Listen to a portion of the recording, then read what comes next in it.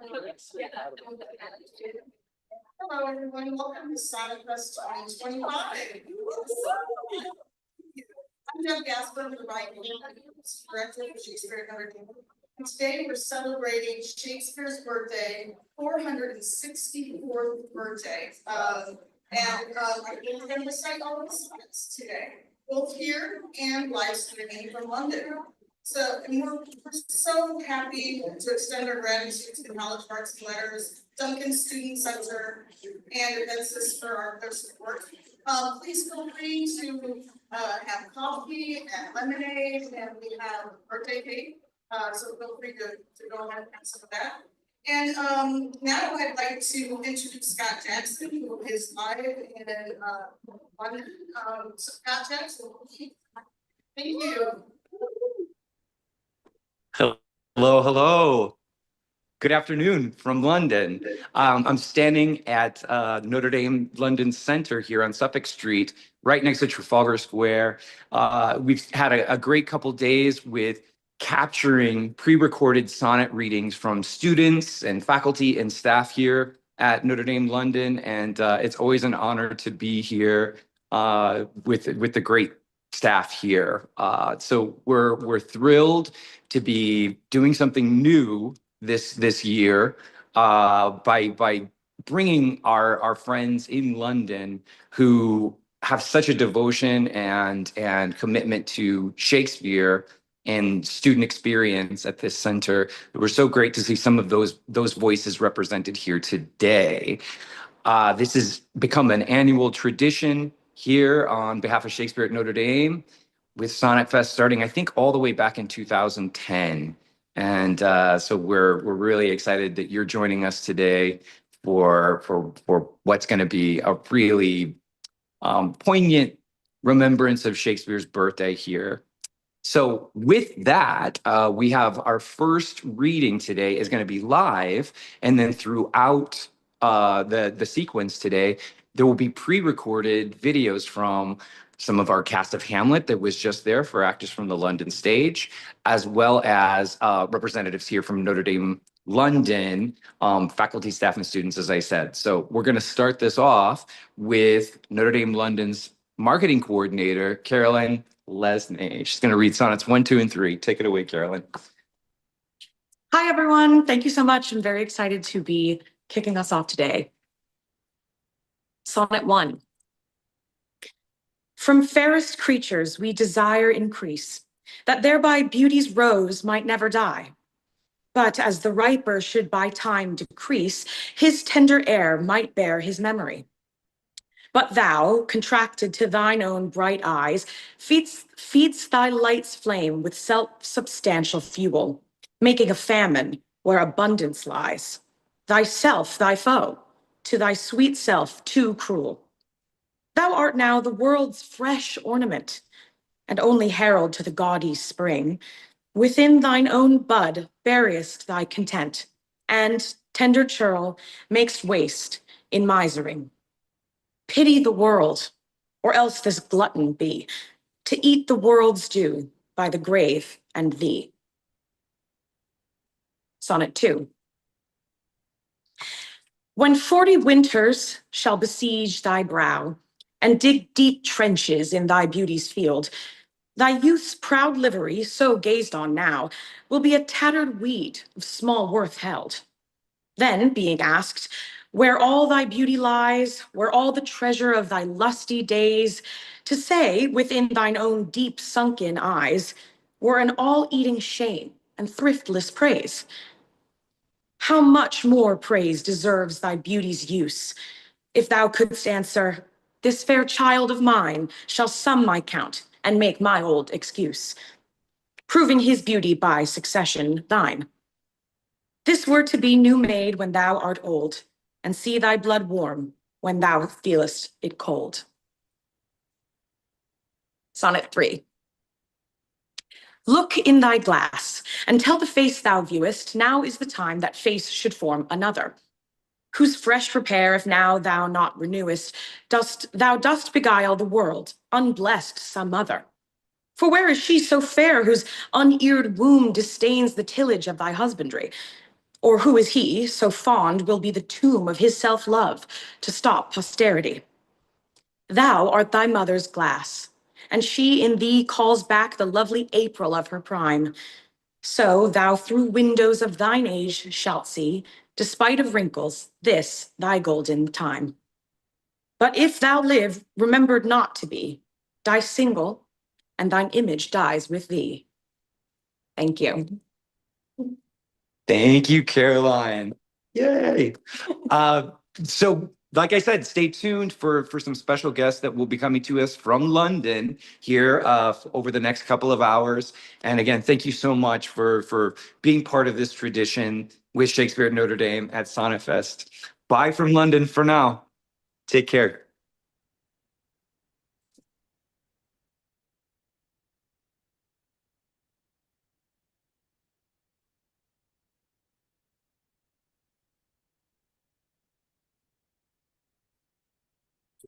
Sonnetfest, London. That was a lovely cameo from Scott Jackson and Caroline.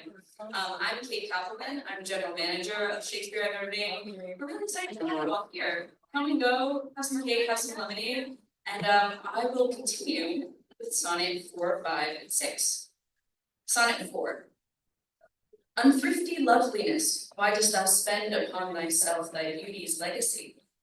Nature's bequest gives nothing but doth lend, and being frank, she lends to those are free. Then, beauteous miser, why dost thou abuse the bounteous largesse given thee to give? Profitless usurer, why dost thou use so great a sum of sums, yet canst not live?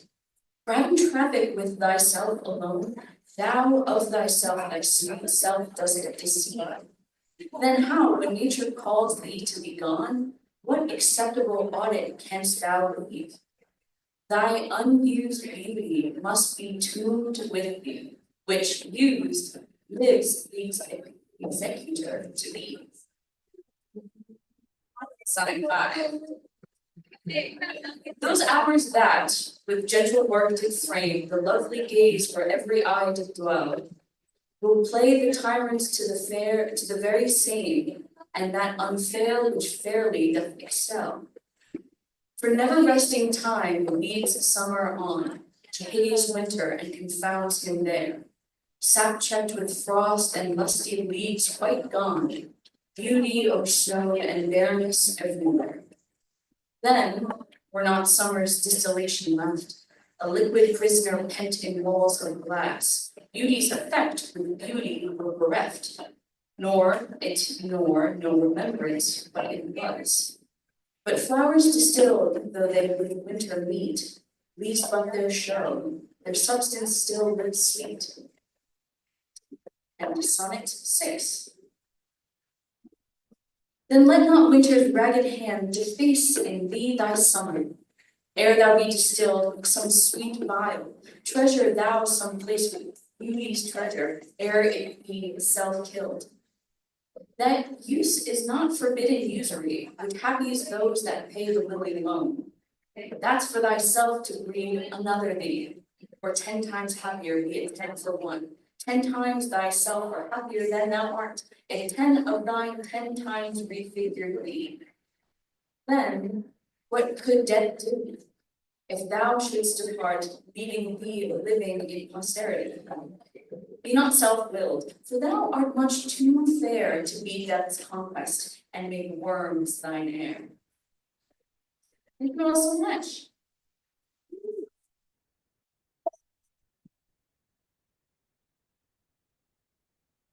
Hi everyone, my name is Brittany Alvarez and I'm reading sonnets 7 through 12.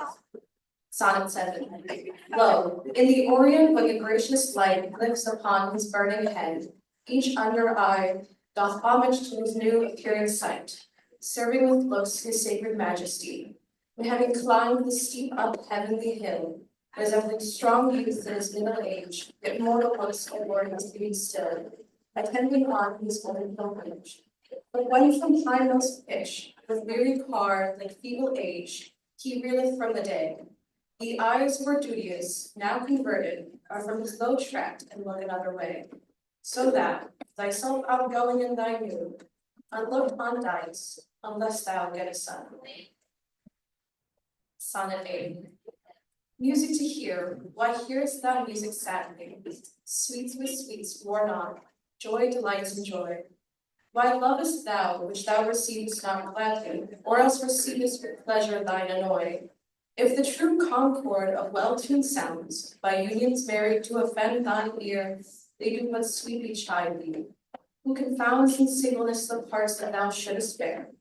Mark how one straining, sweet husband to another, strikes each in each by mutual ordering, resembling sire and child and happy mother, who all in one pleasing note do sing, whose speechless songs, being many, seeming one, sings this to thee, thou single wilt prove none. Sonnet 9. Is it for fear to wet a widow's eye that thou consumest thyself in single life? Ah, if thou issueless shalt have to die, the world will wail thee, like a faithless wife. The world will be thy widow and still weep, that thou no form of thee hast left behind. When every private window well may keep, my children's eyes her husband's shade in mind. Look, what an unthrift in the world doth spend, shifts but his place, for still the world enjoys it. But beauty's waste hath in the world an end, and left unused, the user so destroys it. No love towards others in that bosom sits, that on himself such murderous shame commits. Sonnet. For shame, deny that thou bearest love to any, who for thyself art so unprovident. Friend, if thou wilt, thou art beloved of many, but thou none lovest is most evident. For thou art so possessed with murderous pain, that against thyself thou stickest not to conspire, seeking that beauteous roof to ruinate, which to repair should be thy chief desire. O change thy thought, that I may change my mind. Shall hate be fairer lodged than in gentle love? Be, as thy presence is, gracious and kind, or to thyself at least kind-hearted prove. Make thee another self for love of me, that beauty still may live in thine or thee. Sonnet 11. As fast as thou shalt wane, so fast thou growest in one of thine, from that which thou departest. And that fresh blood which youngly thou bestowest, thou mayest call thine when thou from youth convertest. Herein lives wisdom, beauty, and increase. Without this, folly, age, and cold decay, if all were minded so, the time should cease, and 80 years would make the world away. Let those whom nature hath not made restored, harsh, featureless, and rude, barren and perish. Look, if she best endowed, she gave the more, which bounteous gift thou shouldest in bounty cherish. She carved thee for her seal, and meant thereby, thou shouldest put it more, not let that copy die. Sonnet 12. When I do count the clock that tells the time, and see the brave day stuck in hideous night, when I behold the violet past prime, and sable curls all silver or with white, when lofty trees I see barren of leaves, which erst from heat did canopy the herd, and summer's green all girded up in sheaves, borne on the bier with white and bristly beard. Then of thy beauty do I question make, that thou among the waste of time must go, since sweets and beauties do themselves forsake, and die as fast as they see others grow. And nothing against time's side can make it effects, save greed to break it, and he takes the ends.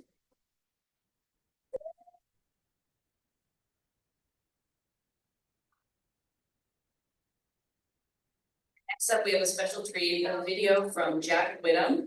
Jack Whittam is an actor from London, and he recently starred in our Actors from the London stage version of Hamlet. He was Claudius, among a million other characters I can't name now. He was such a fantastic Claudius, and he will be reading sonnets 13, 14, and 15.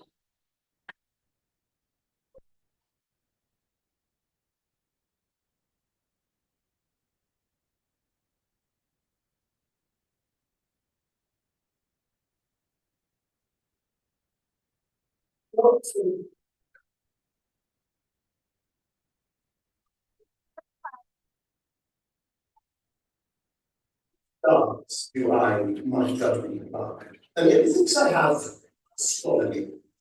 not perfect good nor dark of plagues, births, or seasons quality, nor can I fortune and brief limbs tell, pointing to riches, thunder, rain, and wind, or say princes, if it should go well, I oft predict that I in heaven find. But for moments, my knowledge, I know. Constant stars in their heavens, such art. The truth and beauty shall be their flow. If for myself to store, and to learn. Lots of thee, this I prognosticated. Thy end is truth and beauty to do and dead. Oh, though you were yourself, but love you are, your rocky walls, though you yourself here live. Against this coming end you should prepare, and your sweet sentiments to some other give. So should that be, which you hold his, and no determination. Then you were yourself again, after your statistics for your tradition, more sweet form should bear. Who lets so fair a house fall to decay, which husbandry in honour might hold against the stormy gusts of winter's day, barren rage of death's eternal cold. Oh no, but unprince, dear my love, no. You have a father, let your son say so. Whether consider everything that grows, holds imperfection but unpredictable moment. That this huge stage presenteth naught but shows whereon stars in secret influence comment. Without seeing that men, as plants, increase, cheering gently by the sunset sky, formed and at height increase, where their brave state and remember. And you can see that this constant step, since you most reaching for my sight, where wasteful time debated with decay to change their youth to something for one of you.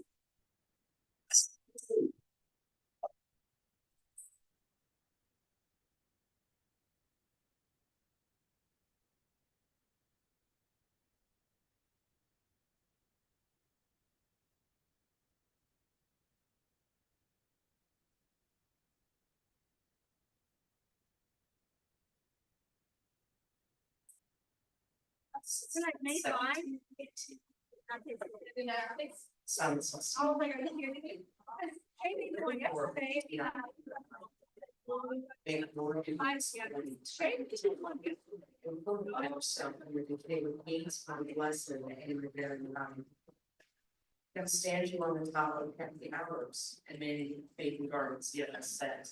With virtuous fish and the air of your living flowers. Much lighter than your favorite town. So showing lights, but like. Sometimes pencil. Neither and the input with fair, you need to put yourself in eyes of men.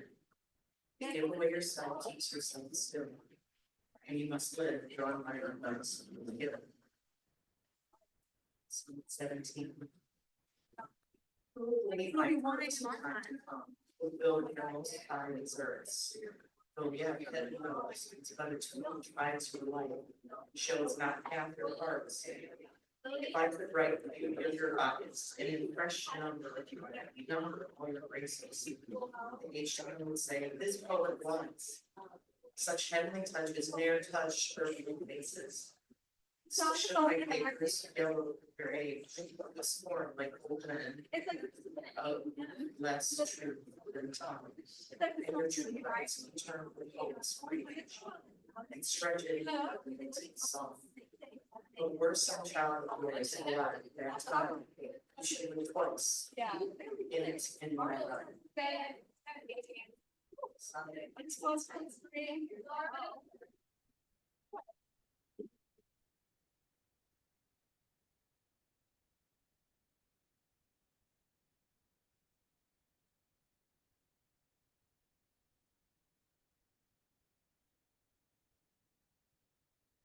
Like my heritage was summer's day.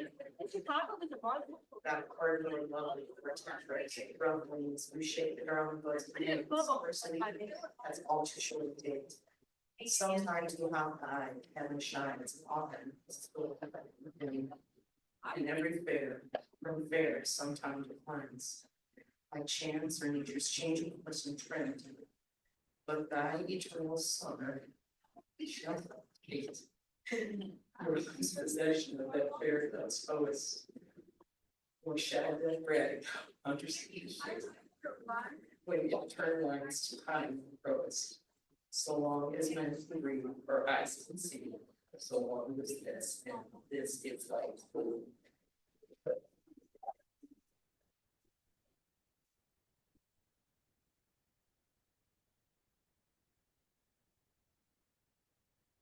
So much, Heather, and Grace, that was awesome. That's such a great use of the sonnet to have a muse right there.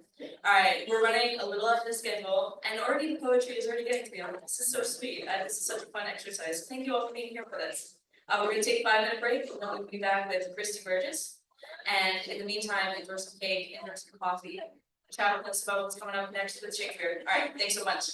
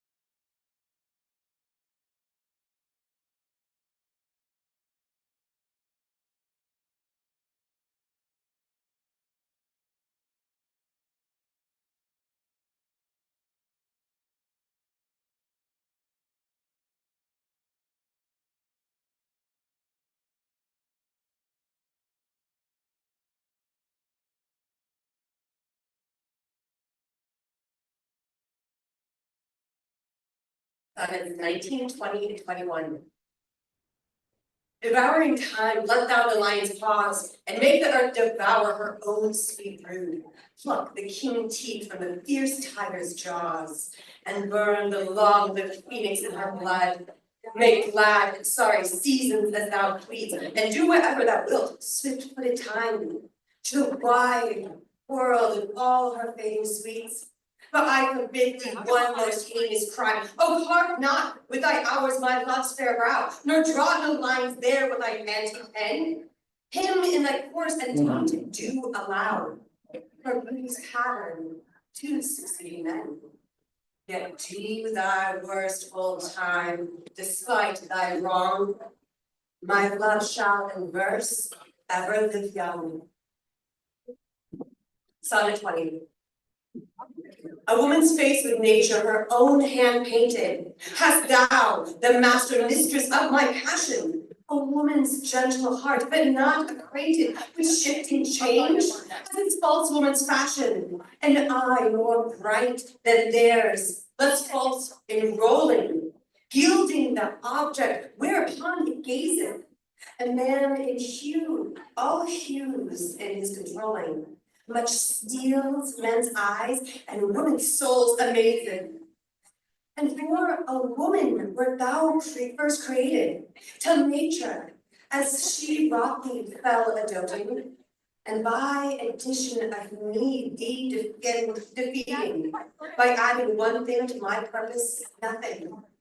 But since she pricked thee out for a woman's pleasure, mine be thy love, and thy love's use their treasure. Sonnet 21. So is it not with me as with that muse, stirred by painted beauty to his verse, who heaven itself for ornament doth use, and every fair his fair doth rehearse? Making a couplement of proud compare with sun and moon, with earth and sea's rich gems, with April's firstborn flowers, and all things rare, that heaven's air and his huge bronzer hems. Oh, let me, true in love, but truly right, and then believe me, my love is as fair as any mother's child, though not so bright as those gold candles fixed in heaven's air. Let them say more than like appear, say well. I will not praise that purpose not to sell. Thank you.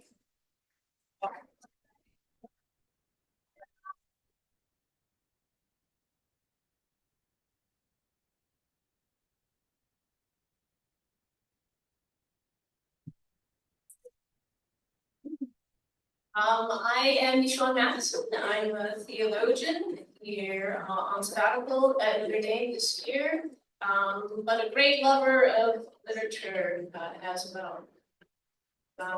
Since I'm a teacher, I'm going to just say a few words about each sonnet before I read it.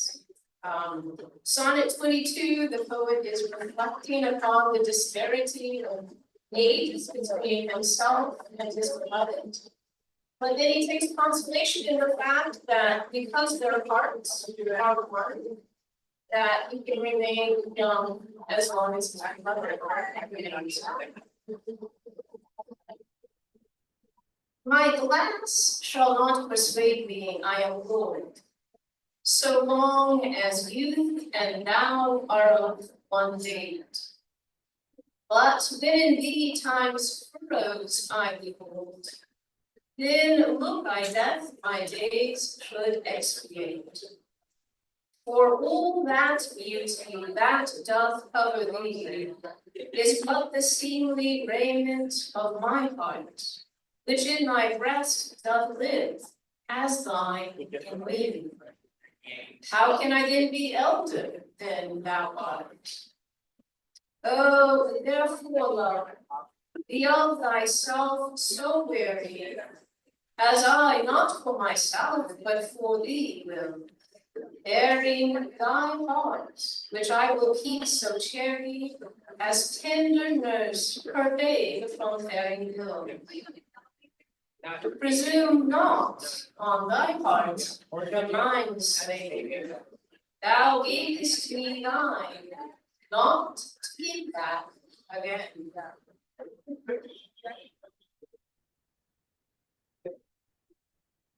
Sonnet 23, the poet is discouraged that he can't express his love for the beloved, and so he compares himself to an unperfect actor. As an unperfect actor on the stage, who with his fear is put besides his want, or some fierce thing repeats with too much rage, whose strength, abundance, is his own heart.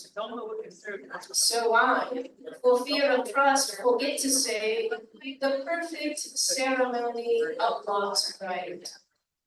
And in my own love's strength seem to decay, or charged with burden of my own love's might. Oh, let my looks be then the eloquence and dumb presagers of my speaking breast, who plead for love and look for recompense, more than that tongue that more and more expressed. Oh, learn to read what silent love hath writ. To hear with eyes belongs to love's fine wit. Sonnet 24. Here the poet speaks about painting the image of his lover on the tableau of his heart. But then bemoans the fact that all he can really paint is the external traces of this lover and not what's in his lover's heart. Mine eye hath played a painter and hath styled thy beauty's form in table of my heart. My quality is the prey wherein 'tis held, and perspective it is the painter's art.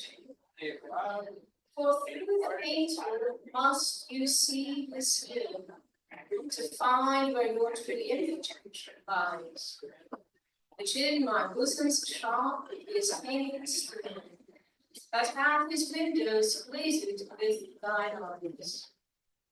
Now see what good turns eyes, your eyes have done. Mine eyes have drawn thy shield, and thine for me are windows to my rest, where through the sun delights to lead, to gaze therein. Yet eyes this cunning ought to grace their art. They draw but what they see, know not the heart. Happy birthday, Shakespeare.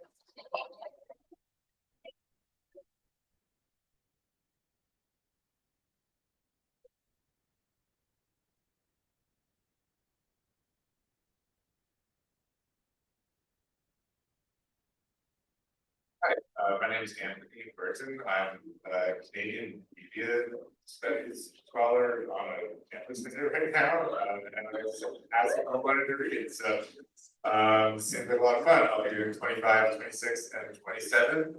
I can't tell you what they're about because I've never read them before, but I was in a Shakespeare production like 8 years ago in Canada. So let's give it a shot. Let those who are in favor with their stars of public honor and proud title to boast, whilst I, the fortunate of such triumph bars, am looked for joy in that I honor most. Great princes' favorites their fair leaves spread, but as the marigold at the sun's eye, and in themselves their pride lies buried, for at the crown they in their glory die. The painful warrior famous for fight, after 1,000 victories once foiled, is from the book of honor raised quite, and all the rest forgot for which he toiled. Then happy I that love and am beloved, where I may not remove nor be removed.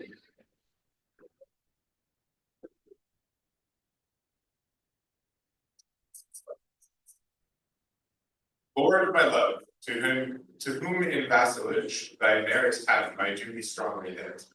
To thee I send this written ambassage, a witness duty, not to show my wit. Duty so great, which wit so poor in mine, may make seem bare in wanting words to show it. But that I hope some good conceit of thine, in thy soul's thought all naked will bestow it. Till whatsoever star that guides my moving, points on me graciously with fair aspect, and puts apparel on my tattered loving, to show me worthy of thy sweet respect. Then may I dare to boast how I do love thee, till then not show my head where thou mayst breathe. And Sonnet 27, where the author sounds tired. Weary with toil, I haste me to my bed. The dear repose for limbs with travel tired. But then begins a journey in my head to work my mind when body's works expire. For then my thoughts from far where I abide intend a zealous pilgrimage to thee, and keep my drooping eyelids open wide, looking on darkness which the blind do see. Save that my soul's imaginary sight presents thy shadow to my sightless view, which, like a jewel hung in ghastly night, makes black night beauteous and her old face new. Lo, thus, by day my limbs, by night my mind, for thee and for myself no quiet mind.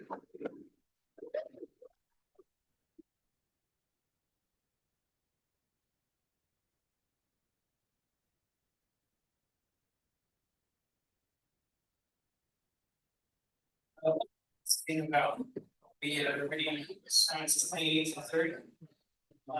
Alumni of Sonnetfest 2010 to 11. How can I then return happy plight that am debarred the benefits of rest? When day's oppression is not eased by night, but day by night and night by day oppressed, and each, though enemies to either's reign, do in consent shake hands to torture me. One by toil, the other to complain how far I toil, still farther off from thee. I tell the day, to please thou art bright, and dost in grace when clouds do block the heaven. So flatter I the swart complexion night, when sparkling stars fire not, thou gilt'st thee. Day doth daily draw my sorrows longer, and night doth nightly make me strength speed stronger. Sonnet 29. When in disgrace with fortune and men's eyes, I all alone do weep my outcast state, and trouble deaf heaven with my bootless cries, and look upon myself and curse my fate, wishing me like to one more rich come, featured like him, like him with friends possessed, desiring this man's art and that man's scope, with what I most enjoy, contented least.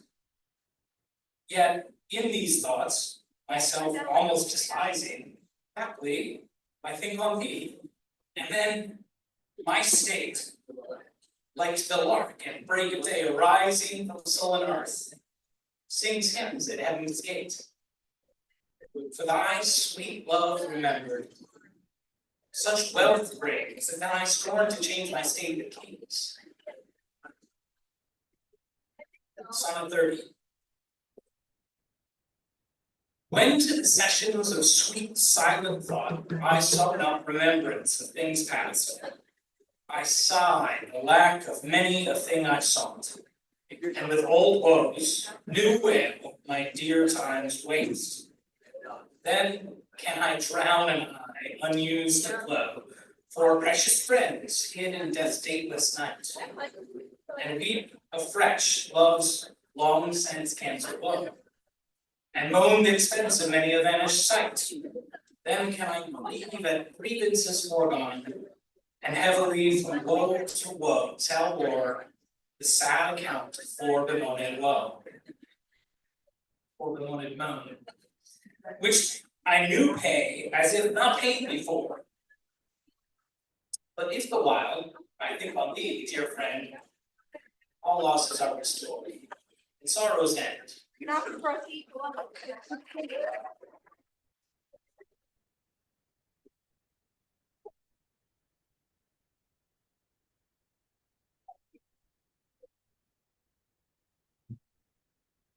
Alright, we have another video from Notre Dame, London. Please take it away, Alice Tyrell. Hi, my name's Alice Tyrell, and I'm the Director of Academic Programmes at Library Radio in Notre Dame, London. I'm going to be reading sonnets 31, 32, and 33. Sonnet 1. Thy bosom is indeed all hearts, which I by lacking I suppose the dead. There reigns love, and all looks done in parts, and all those friends which I thought buried. How many are wholly and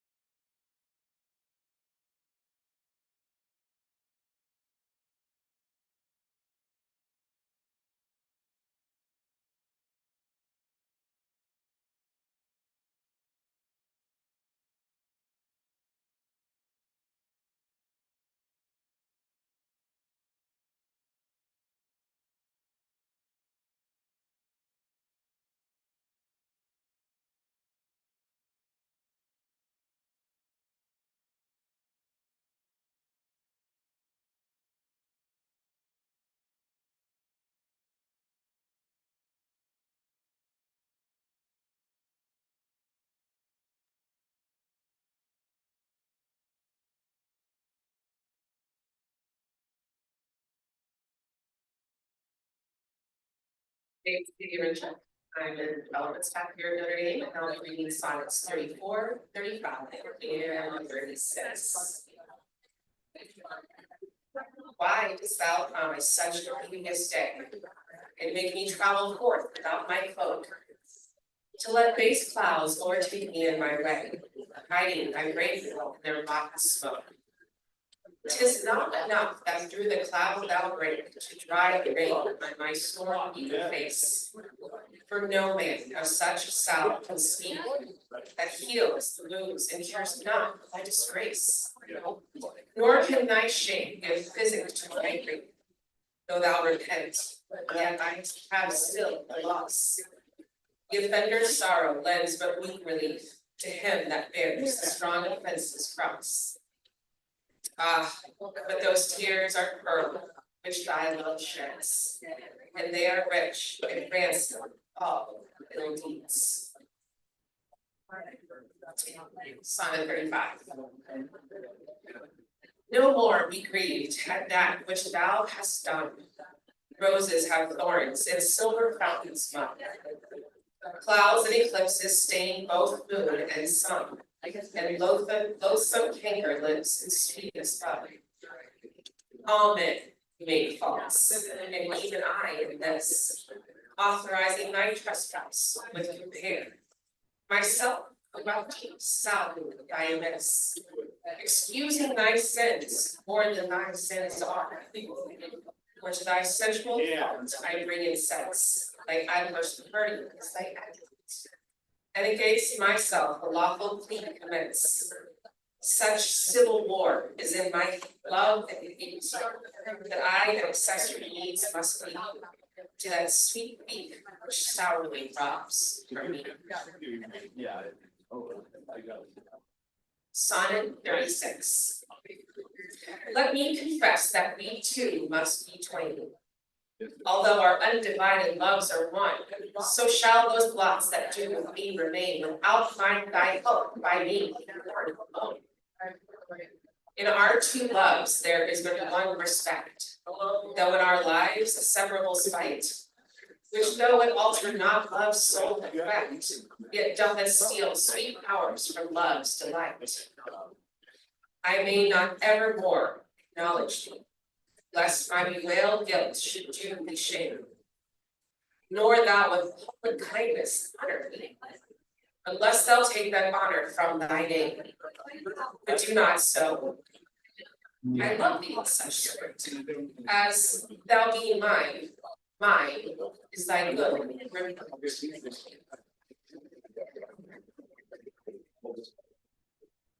My wife.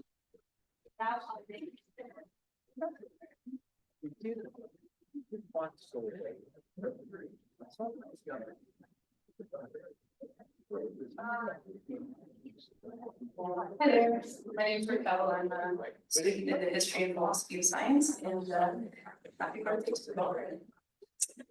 Yeah. As a beloved father takes in light, is even active child who feeds in youth. So I, made lame by fortune's despite, take all my comfort of thy worth and truth. For whether beauty, birth, or wealth, or wit, or any of these, all or more, entitled in thy parts do crown and sit, I make my love engrafted to this store. So then I am not lame, poor, nor despised, whilst that this shadow doth such substance give, that I in thy abundance am sufficed, and by a part of all thy glory live. Look what is best, that best I wish in thee. This wish I have, then 10 times happy me.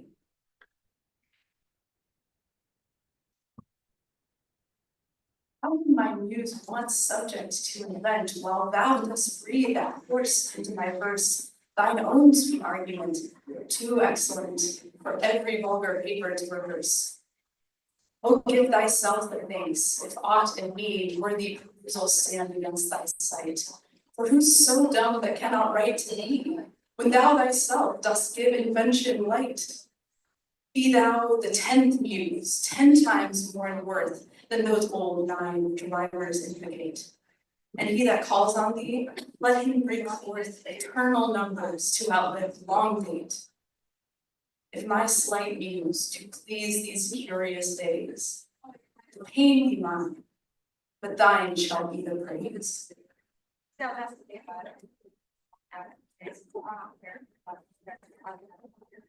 Oh, how thy worth and manners may I sing, when thou art all the better part of me. What can mine own praise to mine own self bring? And what is but mine own when I praise thee? Even for this, let us divided live, and our dear love lose name of single one, that by this separation I may give that due to thee which thou deservest alone. O absence, what a torment wouldst thou prove, were it not thy sour leisure gave sweet leave to entertain the time with thoughts of love, which time and thoughts so sweetly doth deceive, and that thou teachest how to make one twain, by praising him here, who doth hence remain.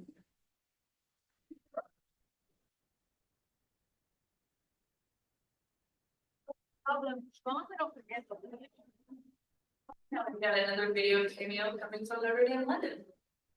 Yeah. Studying In the program of legal studies and also economics. Here at Uni in London for the semester, and I'll be reading sonnets 40, 41, 42. Sonnet 40. Take all my love, yeah, take them all. What hast thou than more than thou hast before? No love, my love, that thou mayst true love call, all mine was thine, before thou passest more. And if for my love thou my love receivest, I cannot blame thee for my love thou usest.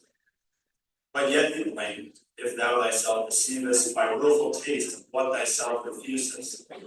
I do forgive thy robbery, gentle maiden, although thou steal thee all my poverty. And yet love knows it is a greater grief to bear love wrong than hate's known injury. Lascivious grace, in whom all ill well shows, kill me with spites, yet we must not with those. Simon. Those pretty wrongs that liberty commits, when I am sometime absent from thine heart, thy beauty in thy years full well befits. For still temptation follows where thou art, gentle, and therefore to be won. Beauteous thou art, therefore to be assailed. When a woman lose, what woman's son will sourly leave her till you have prevailed? I me, but yet thou mightst my seed forbear, shine thy beauty, and my strained youth lead thee in the right, even there, where thou art forced to break too much truth. Hers by thy beauty tempting her to thee, thine by thy beauty being false to me. Sonnet 42. That thou hast her, it is not all my grief, yet it may be said, I loved her dearly. That she hath thee is of my wailing shame, a lost love that touches me or you. Loving offenders, thus I will excuse thee. Thou dost love her, because thou knowest her. For my sake, even so doth she abuse me. Suffering my friend for my sake to love her. If I lose her, my love's gain. And losing her, my friend hath found out. Both find each other, and I lose both twain. And both for my sake lay on me this cross. But here's the joy, my friend and I are one. Sweet flower, that she loves me, but me alone.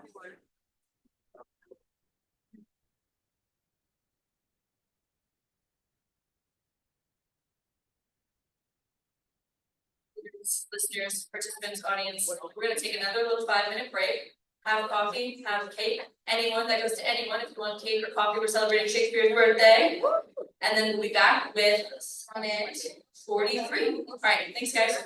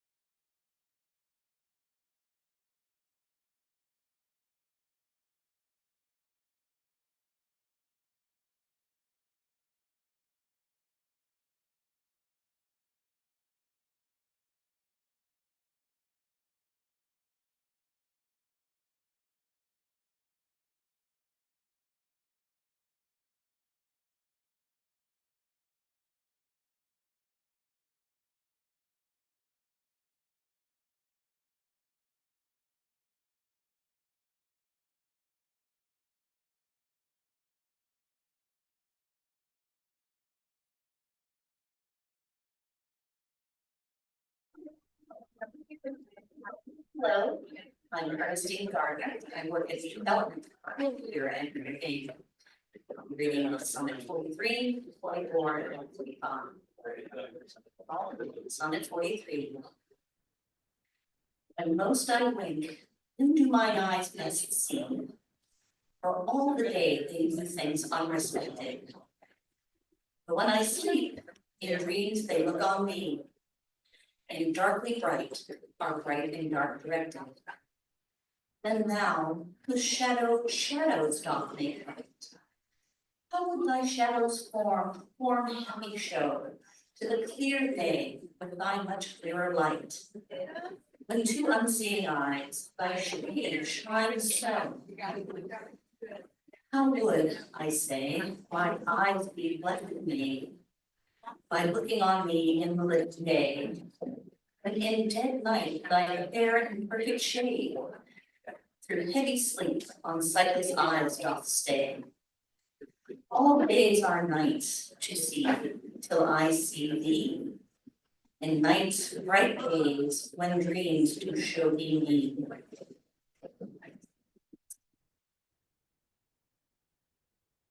Sonnet 44. If the dull substance of my flesh were thought, injurious distance should not stop my way. For then, despite of space, I would be brought from limits far remote where thou dost stay. No matter then, although my foot did stand upon the farthest earth removed from me, for nimble thought can jump both sea and land, as soon as think the place where he would be. But thought kills me that I am not thought. To leap large lengths of miles when thou art gone, but that so much of earth and water wrought. I must 10 times leisure with my moan, receiving not by elements so slow, but heavy tears, badges of either's woe. Sonnet 45. The other two, slight air and purging fire, are both with thee, wherever I abide. The first my thought, the other my desire, these present absent, with swift motion fly. For when these quicker elements are gone, in tender embassy of love to thee, my life, being made of 4, with 2 alone, sinks down to death, oppressed with melancholy, until life's composition be recured by those swift messengers returned from thee, who even but now come back again, assured of thy fair health, recounting it to me. This told, I joy, but then no longer glad, I send them back again, and straight grow sad.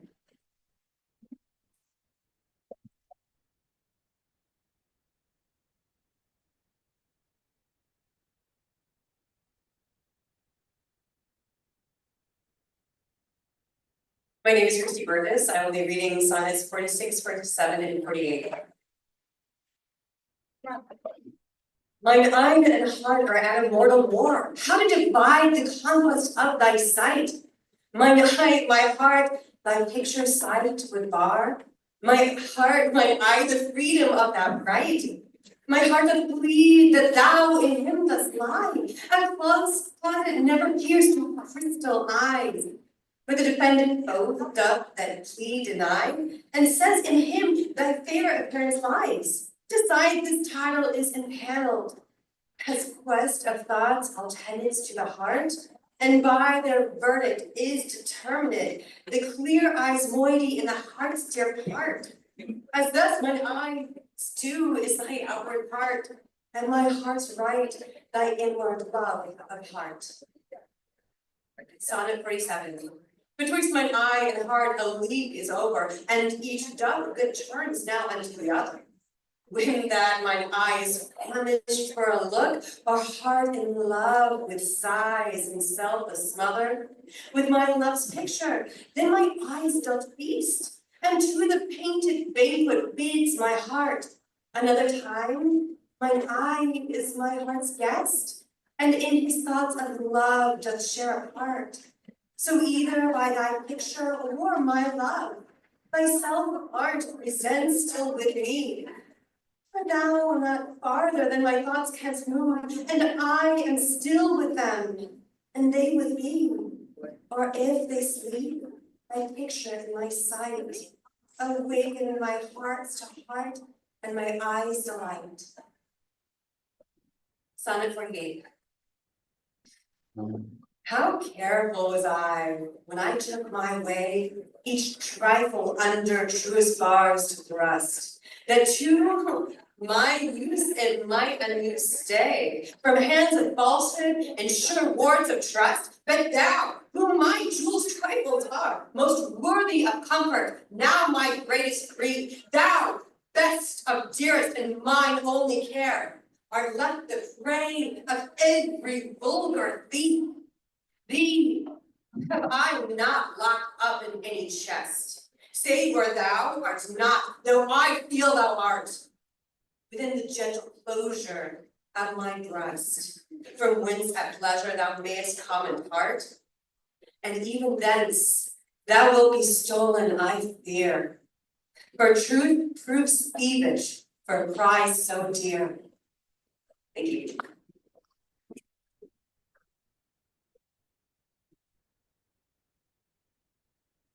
Now we have another videos from an actor in our AFTLS Act the London Stage Family.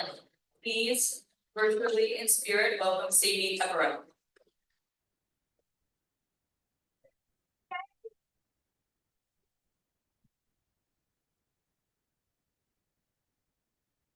Against that time, if ever that time come, when I shall see thee frown on mine effects, when as thy love hath cast his utmost song, full to that ordered by advised respects. Against that time, when thou shalt strangely pass, scarcely greatly with that sun thine eye, when love, converted from the thing it was, shall reasons find of settled gravity.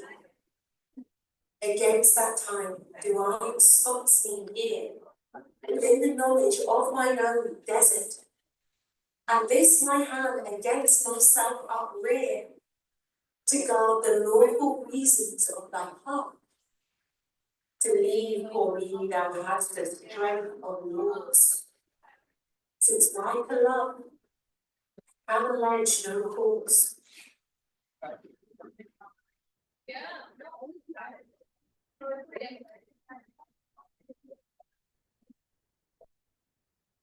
How heavy do I journey on the way, when what I seek, my weary travels end, doth teach that ease and that repose to say, thus far the miles are measured from my friend.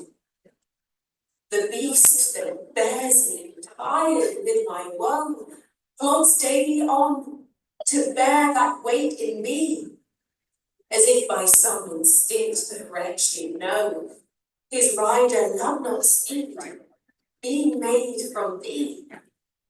The bloody spur cannot provoke him on, that sometimes anger thrusts into his hide, which heavily he answers with a groan, more sharp to me than spurring to his side.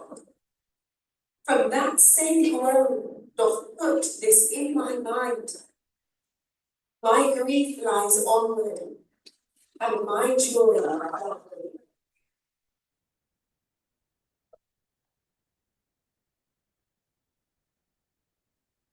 Thus can my love excuse the slow effects of my dull bearer when from thee I speed. For where thou art, why should I haste you hence? Till I return of posting is no need. Oh, what excuse will mine for me so find, when swift extremity can seem but slow?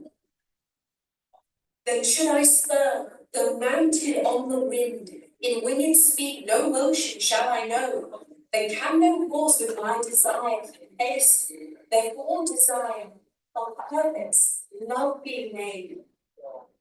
Shall nigh no dull flesh in his wild race, but love thou shalt excuse her take. Since from the gun you went ilklessly towards the other room. You can leave alone.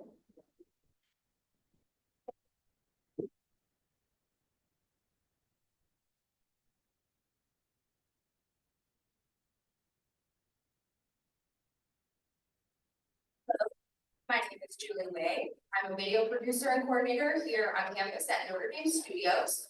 And I will be reading Sonnet 52 through 54. Sonnet 52.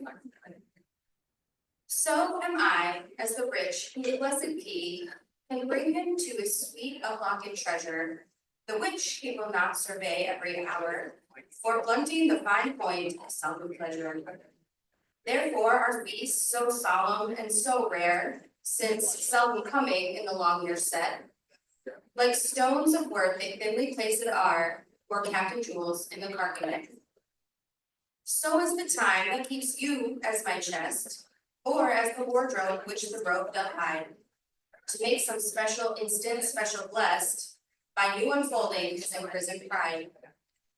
Blessed are you whose worthiness gives scope, being had to triumph, being lacked to hope. Sonnet 53. What is your substance? Whereof are you made, that millions of strange shadows on you tend? Since everyone one shade, and you, but one, can every shadow blend. Describe darkness, and the counterfeit is poorly imitated after you. On Helen's cheek, all art of beauty said, and you in Grecian tires are painted new. Speak of the spring and poison of the year. The one doth shadow of your beauty show, the other as your bounty doth appear, and you in every blessed shape we know. In all external grace you have some part, but you, like none you, for constant part. Sonnet 54. Oh, how much more doth beauteous seem by that sweet ornament which truth doth give. The rose looks fair, but fairer we it deem for that sweet odor which doth in it live. The canker blooms have full as deep a dye as the perfumed tincture of the roses. Hang on such thorns and play as wantonly when summer's breath their masking buds discloses. But for their virtue only is their show, they live unmoved and unrespected faith, die to themselves. Sweet roses do not so. Of their sweet deaths our sweetest odors made. And so of beauty, beauteous and lovely youth, when that shall fade, my verse distills your truth. Thank you.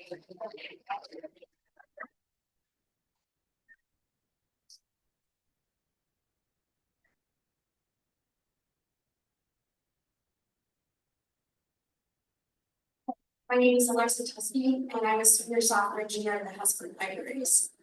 I'll be reading Sonnets 55 and 57. Sonnet 55. Not marble, nor the gilded monuments of princes shall outlive this powerful rhyme. But you shall shine more bright in these contents than unswept stone besmeared with sluggish time. When wasteful war shall statues overturn, and royals root out the work of masonry, nor Mars his sword, nor war's quick fire shall burn the living record of your memory. Against death and all oblivious enmity shall you pace forth. Your praise shall still find room, even in the eyes of all posterity that wear this world out to the ending doom. So till the judgment that yourself arrives, you live in this and dwell in lovers' eyes. Sonnet 56. Sweet love, renew thy force. Be it not said thy edge should blunt your human appetite, which but today by feeding is allayed, tomorrow sharpen in his way. So, love, be thou, although today thou fill thy hungry eyes even till they wink with fullness, tomorrow speak again, and do not kill the spirit of love in a perpetual dullness. Let the sad injury like the ocean be which parts the shore, where two contracted new come daily to the banks, that when they see return of love, more blessed may be the view. Else winter, which being full of care, makes summer's welcome, thrice more wish, more rare. Sonnet 57. Being your slave, what should I do but tend upon the hours and times of your desire? I have no precious time at all to spend, your services to do, till you require. Nor dare I chide the world without end hour, lest I, my sovereign, watch the clock for you. Nor think the bitterness of absence sour, when you have bid your servant once adieu. Nor dare I question with my jealous thought where you may be, or your affairs suppose. But, like a sad slave, stay and think of naught save, where you are, how happy you make those. So true a fool is love that in your will, though you do anything, he thinks no ill.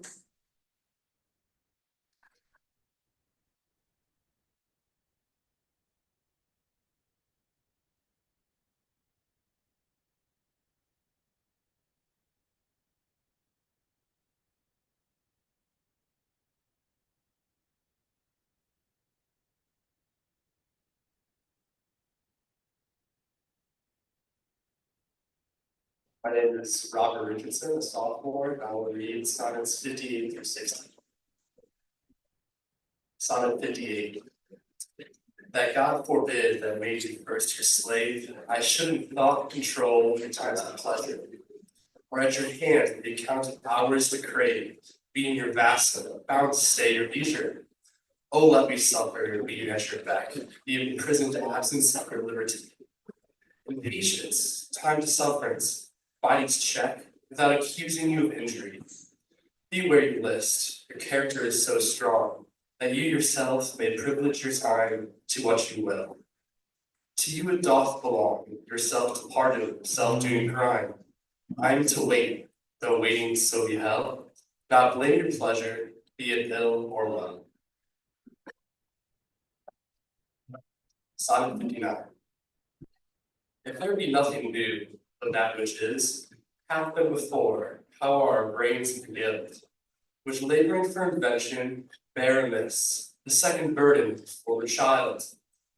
Oh, that record could with a backward look, even at 500 courses of the sun, show me your image in some antique book, since mind at first in character was done, that I might see what the old world could say to this composed wonder of your frame, whether we are mented, or whether better they, or whether revolution be the same. Oh, sure I am, the wits of former days, to subjects worse, have been given admiring praise. Sonnet 60. Like as the waves make towards the pebbled shore, so do our minutes hasten to their end. Each changing place with that which goes before, in secret toil all forwards do contend. Nativity, once the maid of light, crawls to maturity, wherewith being crowned, Christ ellipses against his glory thing. And time that give doth down his gift confound, time doth transfix the flourish set on youth, and delves the parallels of beauty's brow, feeds on the rarities of nature's truth, and nothing stands but a scythe to mow. And yet to times and hope my verse shall stand, praising thy worth despite its cruel hand.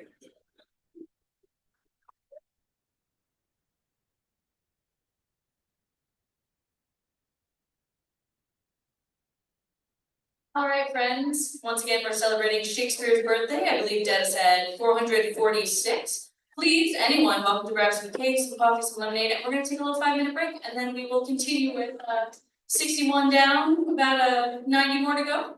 Make a good time. All right, thanks guys.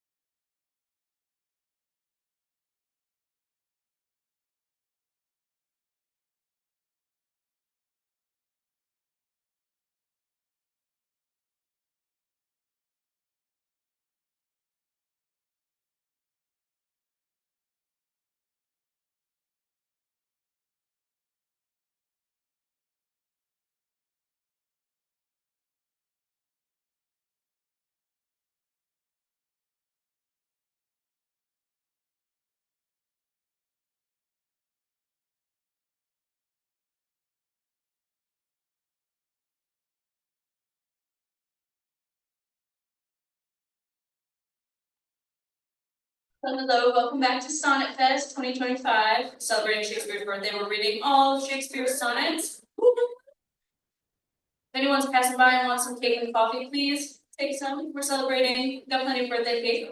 And next up, we're gonna kick it back off with a video from ND London. We're gonna read 61, 62, 63, I believe, from Lois Oliver, ND London. On the back of my teach art history here in London. I'm going to read sonnets 61.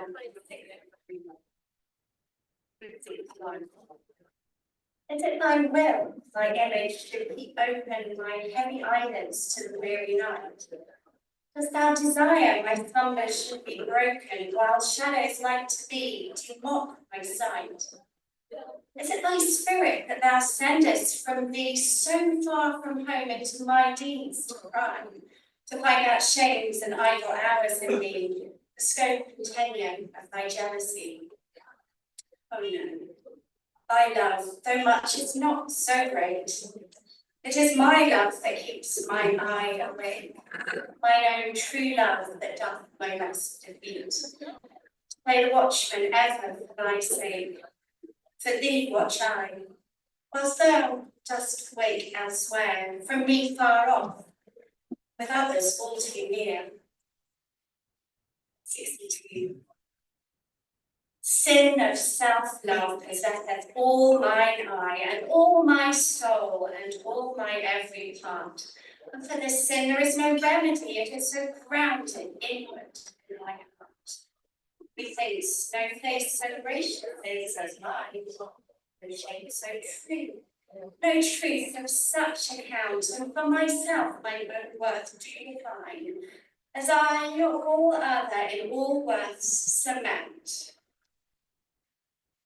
But when my glass shows me myself indeed, beat it and jot hand and liberty. Mine own self-love quite contrary I read, self so self-loving were iniquity. Is thee, myself, but for myself I praise, painting my age with pity of thy days. 63. Against my love shall be as I am now, with time's injurious hand crushed and knowable. When hours have drained his blood and filled his brow with lines and wrinkles.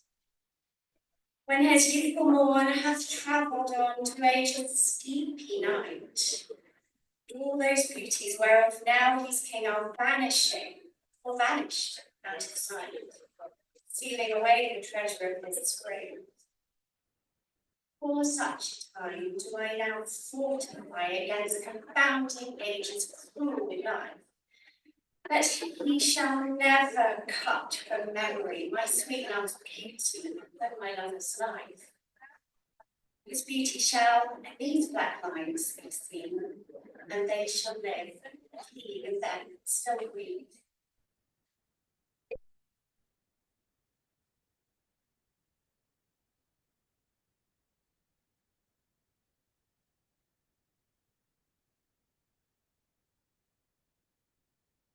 Hello. So something a little different, I'm going to be reading the next sonnet 64 through 66 in Latin. These are not my own translations. These are translations of Alfred Thomas Barton. He was a classical scholar at the University of Oxford who translated all of Shakespeare's sonnets into Latin and then promptly died in 1912, which is, I think, about the greatest life that any classical Shakespearean could ask for. These poems, these translations are in Roman LJ couplets, or LJ meter. This is the meter that was used largely for love poetry in the late Republic and early Empire Age of Rome, just in the same way that sonnets were the most used form of love poetry in early modern English. So this is the form that Ovid and Catullus and Propertius wrote most of their love poetry in. In keeping with the Shakespearean theme, the translator to keep all his lines to the 14 lines of the sonnet. So To begin, Carmen 64 or LXIV. Cum videanti qui quondam decorare saeculi, omnia damnus sis, eruta temporibus, e versasque solo toris aeternaque feri, rogora mortali subditisae vitiae. Cum video fluctus partem violentor avaros, demerare so litoris imperio, et terram liquidas invadere russus inundas, parte que pro demtis, pro procoque pauperiem. Cum sig ire vices video per mutuo rerum, factum quae solidis, molibus exitium, me propetanta rubina bonet, quandoque futurum, ut diremat nostram tempus amicitiam. O dolor examinans, o ex deflendus avere, id cui prima tuas tu tamen interitum. Sonnet 65, Carmen LXV. Si quaeris lapidis terrae vastique profundi, robora sigletum lugubre puncta domet. Gratia quid format tantas contender iras, vix superant proveris, veribus illa rosam. Meldifer statis num spiritus arma dierum, exclugnat orum pernigio saperet. Si non indomitae rupes non feria claustra, stent veligat longus subruat omne dies. O meditanti atrox ubi tempus tuta malignum, optima naturae gemma latere queat. Quisque manu rapidam conator distere pestum, ac formais foliis abstinuisse et. Nemo disoc mirum valeat meus ille videndus, perpetuum igris, aurea forma notis. And Sonnet 66, Carmen LXVI. Mort aveo festus multis ego nempe videndo, virtu tem genitam pauperiore loco. Quid gens et nos mitido spectabile cultu, pollutam quae pectoris esse videm.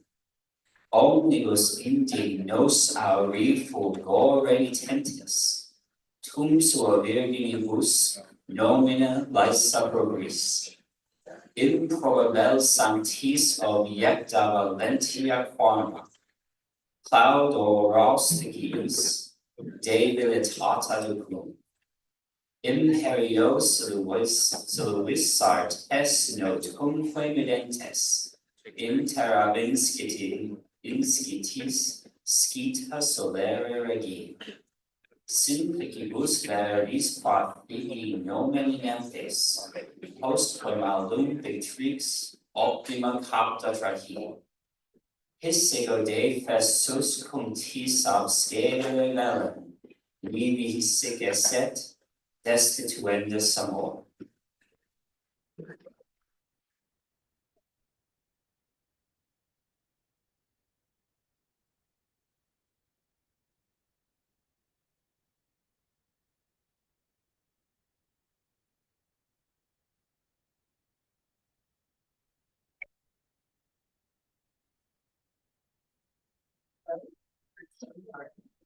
Development this year in the game. Now we'll be reading Sonnet 67, 68, and 69. Sonnet 67. Wherefore with infection should he live, and with his presence, grace, and piety, that sin by him advantage should chill, and lace itself with his society. Why should false painting imitate his cheek and steal dead seeing of his living hue? Why should poor beauty indirectly seek roses of shadow, since his rose is true? Why should he live now nature bankrupt is, beggared of blood to blush through lively veins? For she hath no exchequer now but his, and proud of many lives upon his gains. Oh, him she soars to show what wealth she had, in days long since, or these last no bad. Sonnet 68. Thus is his cheek the map of death outworn, when beauty lived and died as flowers do now. Before the bastard signs of fair were born, or nursed in habit on the living ground. Before the golden tresses of the dead, the rite of sepulchres were shorn away, to live a second life on second head, their beauty's dead place made another dead. In him those holy antique hours are seen, without all ornament itself and true, making no summer of another's green, robbing no old to dress the new. In him as for a map doth nature store, to show false art what beauty it was of yore. Sonnet 69. Those parts of thee that the world's eye doth view want nothing that the thought of hearts can mend. All tongues, the voice of souls, give thee that due, uttering their truth, even so as foes commend. Thy outward thus with outward praise is crowned, by those same tongues that give thee so thine own, in other accents do this praise confound, by seeing farther than the eye hath shown. They look into the beauty of thy mind, that in guess they measure by thy deeds. Then churls their thoughts, although their eyes were kind, not fair flower had the rank smell of weeds. But why thy odor matcheth not thy show? All is this, that thou dost come and grow.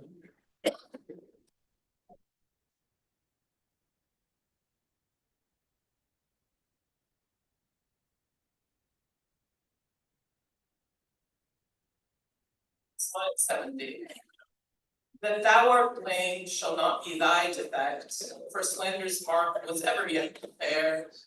The ornament of beauty is suspect, a crow that flies in heaven's sweetest air.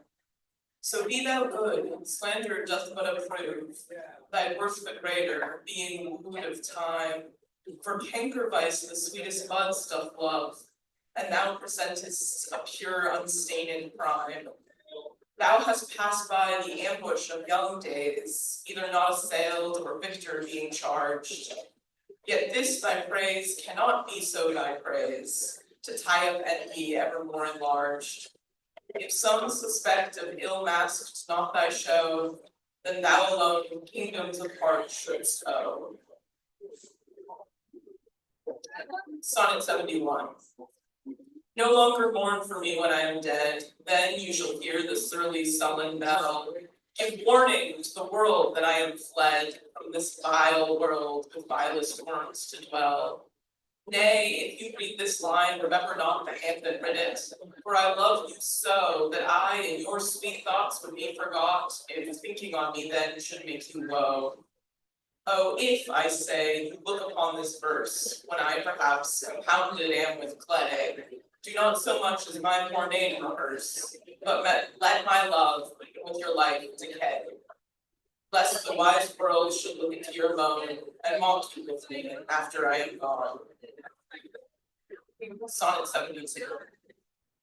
Oh, lest the world should task you to recite what merit lifted me, that you should love, after my death, dear love, forget me quite, for you and me can nothing worthy prove.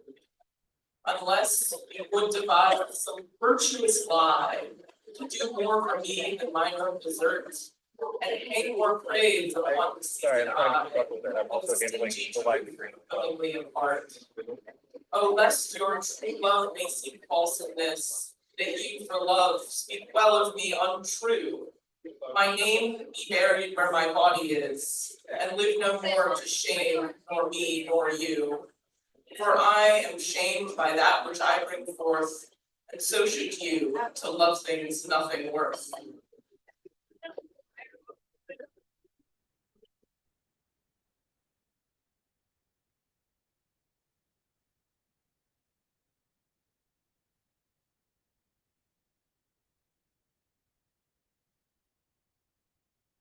And we want to Professor of English in Nicholas College. Happy birthday. Sonnet 73. That time of year, thou mayst in me behold, when yellow leaves, none but few, hang upon those boughs that shake against the cold. Their ruined choirs where late the sweet birds sang. In me thou seest the twilight of such day as after sunset fadeth in the west, which by and by black night doth take away. That's the second self, that seals up all the rest. In me thou seest the glow of such fire that only ashes of pursuit before is the deathbed, whereon it must expire. Concerned with that which it was nourished by, as thou pursuest, which makes thy life strong, to love that will which thou must leave.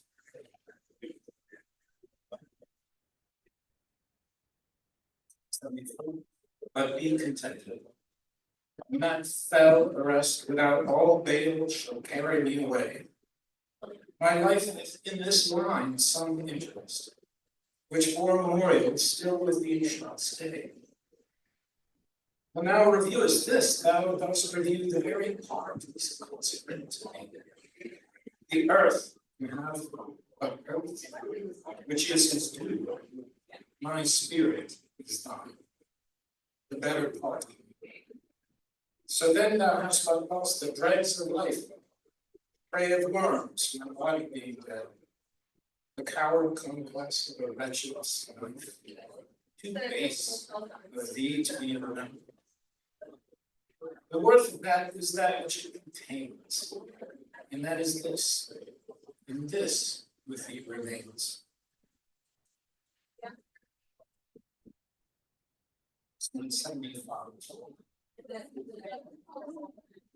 So are you to my thoughts as food to life, or as sweet seasoned showers to the ground. And for the peace of you, I will such strife as twixt a miser and his wealth is found. Proud as an enjoyer, and an arm doubting the approaching age of steal his treasure. Now it comes best to be with you alone, and better the world makes my pleasure.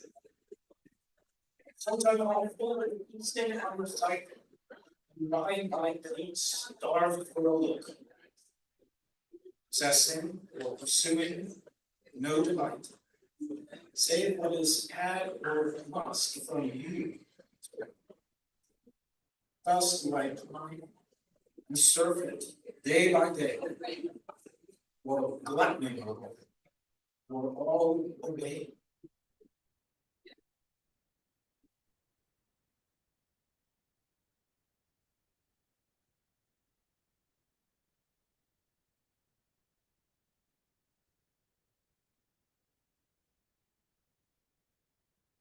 Hi, I'm Laura Moran Walton. I'm with the Institute for Ethics and the Common Good. And I'm going to be reading 76, 77, and 78.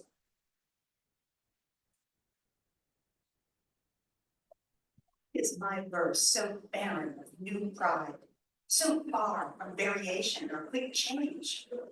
Why, with the time, do I not glance aside to rebound methods and to compound strange? Why write I still all one, ever the same, and keep invention and noting that every word doth almost tell my name, showing their birth and where they did conceived? Oh no, sweet love, I always write of you, And you and love are still my argument. So all my best is dressing old words new, spending again what is already spent. For as the song is daily new and old, so is my love still telling it was told. My glass will show thee how thy beauties wear, thy guile, how thy precious minutes waste. The vacant leaves thy mind's imprint will bear, and of this book, this learning mayst thou taste. The wrinkles which thy glass will truly show of mouth graves give thee memory. Thou, by thy dial's shady stealth, mayst know time's thievish progress to eternity. Look, what thy memory cannot contain, commit to these waste blanks, and thou shalt find those children nursed, delivered from thy brain. To take a new acquaintance of thy mind. These offices, so oft as thou wilt look, shall profit thee and much enrich thy book.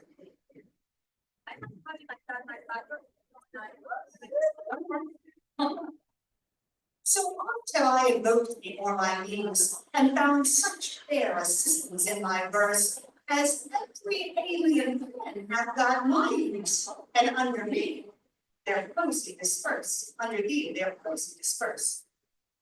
Thine eyes that taught the dumb one high to sing, and heavy ignorance aloft to fly, have added feathers to the learned's wing, and given grace a double majesty. Yet be most proud of that which I compile, whose influence is thine, and born of thee. In others' works thou dost but mend the style, and arts with thy sweet graces, graced be. But thou art all my art, and dost advance as I, as learning my rude lyrics. Thank you.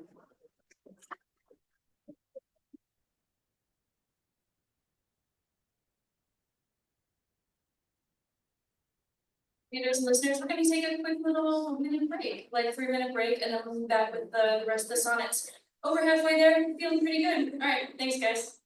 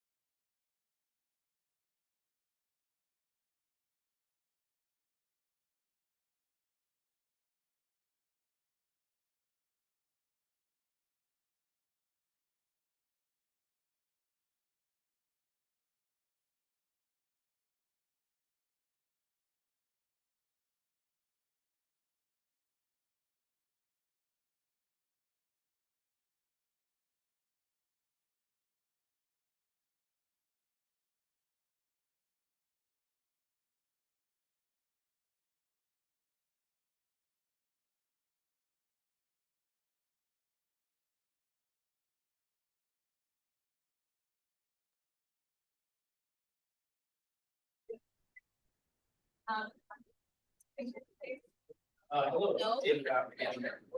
79, 79. Whilst I alone did call upon thy aid, my verse alone had all thy gentle grace. But now thy gracious numbers are decaying, my sick muse doth give another place. I grant, sweet love, thy lovely argument deserves the trail of a worthier pen. Yet, what of thee thy poet doth invent, he robs thee of, and pays it thee again. He lends thee virtue, and he stole thy worth from thy behavior.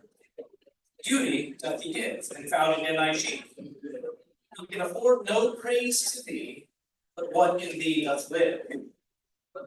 Then thank him not for that which he could say, since what he owes thee, thou thyself dost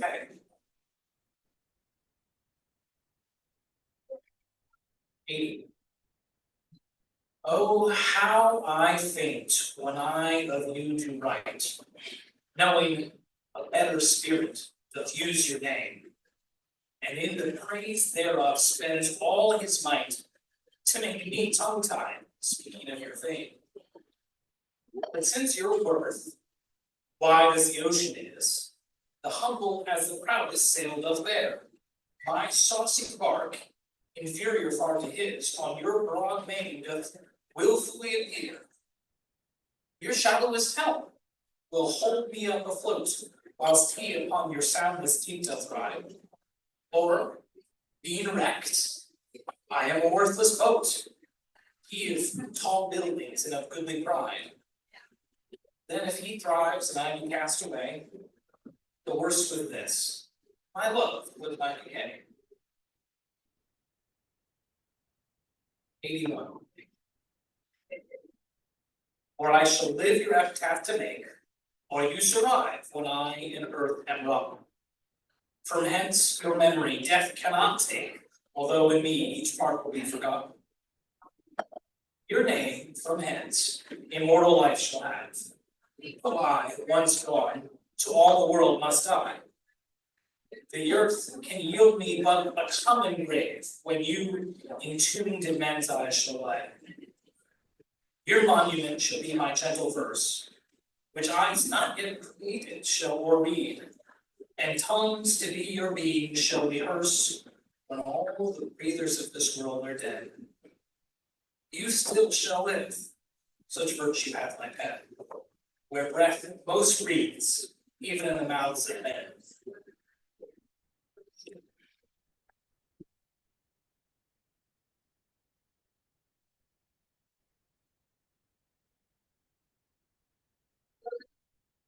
Once again, my name is Kate Howland. I'm the manager of Shakespeare at Notre Dame, and I'll be reading sonnets 82, 83, and 84. I grant thou wert not married to my muse, and therefore mayest without a taint or look. The dedicated words which writers use of their fair subject, blessing every book, thou art as fair in knowledge as in hue, finding thy worth a limit past my praise, and therefore art enforced to seek anew some fresher stamp of the time bettering days. And do so with love, yet when they have devised what strained touches rhetoric can lend, thou truly fair wert truly sympathized in true plain words by thy true telling friend. And their gross painting might be better used for cheeks, not blood. In thee it is abused. Sonnet 83. I never saw that you did painting need, and therefore to your fair no painting set. I found, or thought I found, you did exceed the barren tender of the poet's den. And therefore I have slept in your report, that you yourself being extent well might show how far a modern quill doth come too short. Speaking of worth in you doth grow. This silence for my sin did you impute, for which shall be most my glory, being dumb. For I impair not beauty, being mute, when others would give life and bring a tune. There lives more life and one of those fair eyes, and both the poets and we praise to gods. Sonnet 84. Who is it that says most? Which can say more than this rich praise that you alone are you? And whose confined in word is the sword which should example where your equal through? Leave penury within that pen doth dwell, that to his subject lends not some small glory. But he that writes of you, if he can tell that you are you, so dignifies his story. Let him but copy what in you is writ, not making worse what nature made so clear. And such a counterpart shall feign his wit, making his style admired everywhere. You to your beauty's blessings add a curse, being fond on praise, which makes your praises worse.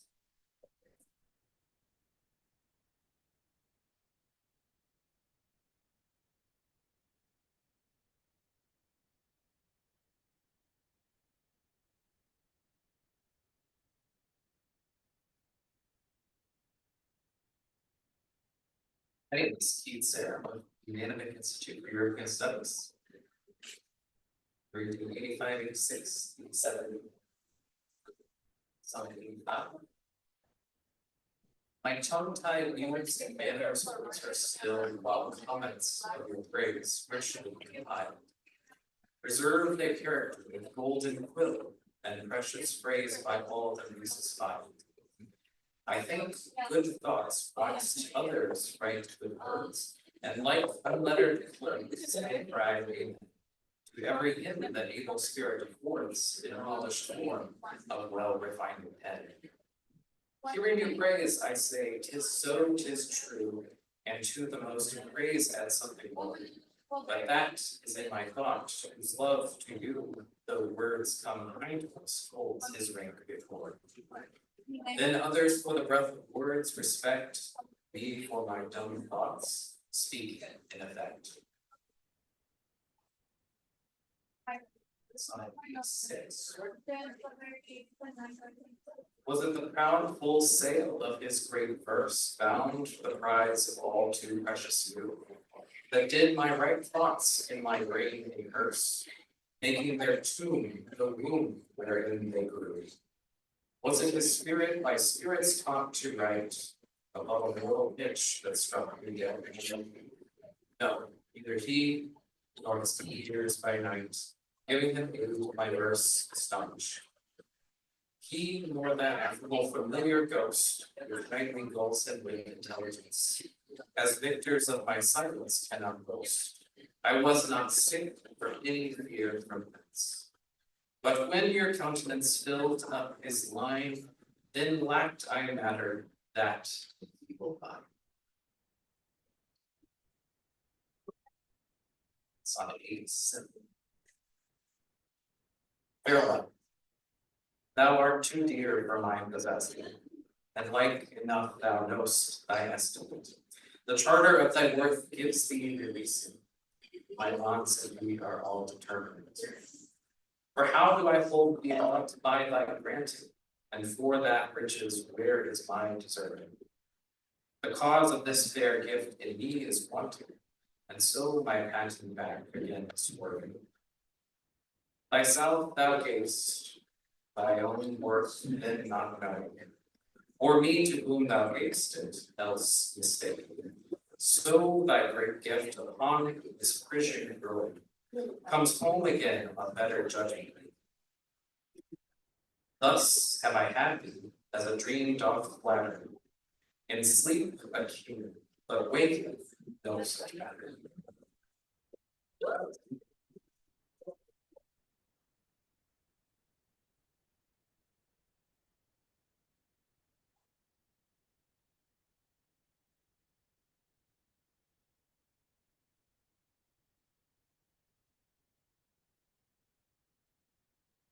Hi, my name is Tommy Liddy. I'm a sophomore in the College of Arts and Letters and a member of the Not So Royal Shakespeare Company.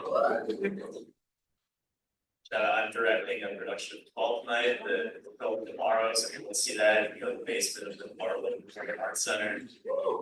Also at Bond Hall next Thursday. Sonnet 80. When thou shalt be disposed to set me light, and place my merit in the eye of scorn, upon thy side against myself I'll fight, and prove thee virtuous, though thou art forsworn. With mine own weakness being best acquainted, upon thy part I can set down a story of faults concealed, wherein I am attained. And thou in losing me shalt win much glory, and I by this will be a gainer too. For bending all my loving thoughts on thee, the injuries that to myself I do, doing thee vantage, double vantage me. Such is my love, to thee I so belong, that for thy right myself will bear all wrong. Sonnet 89.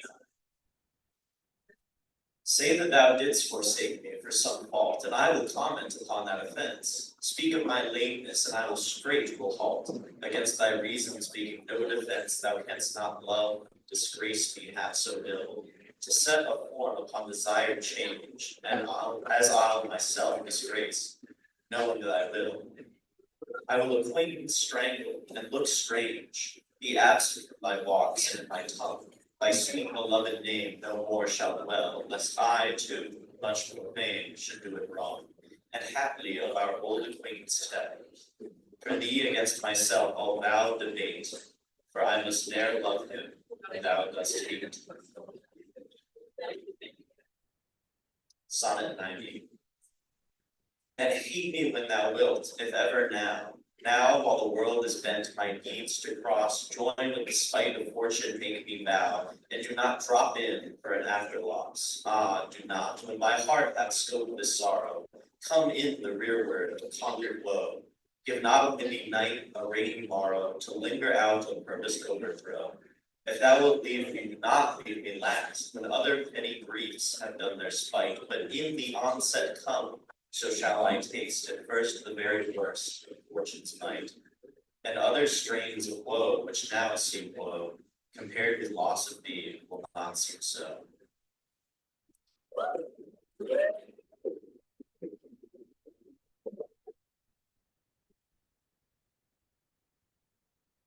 All right, we've got another video from London. Tuning in, we have Caroline Leslie, who we saw at the very beginning. For those who stuck around that long, she introduced us with 1, 2, and 3, and now she's back with 91, 92, and 93.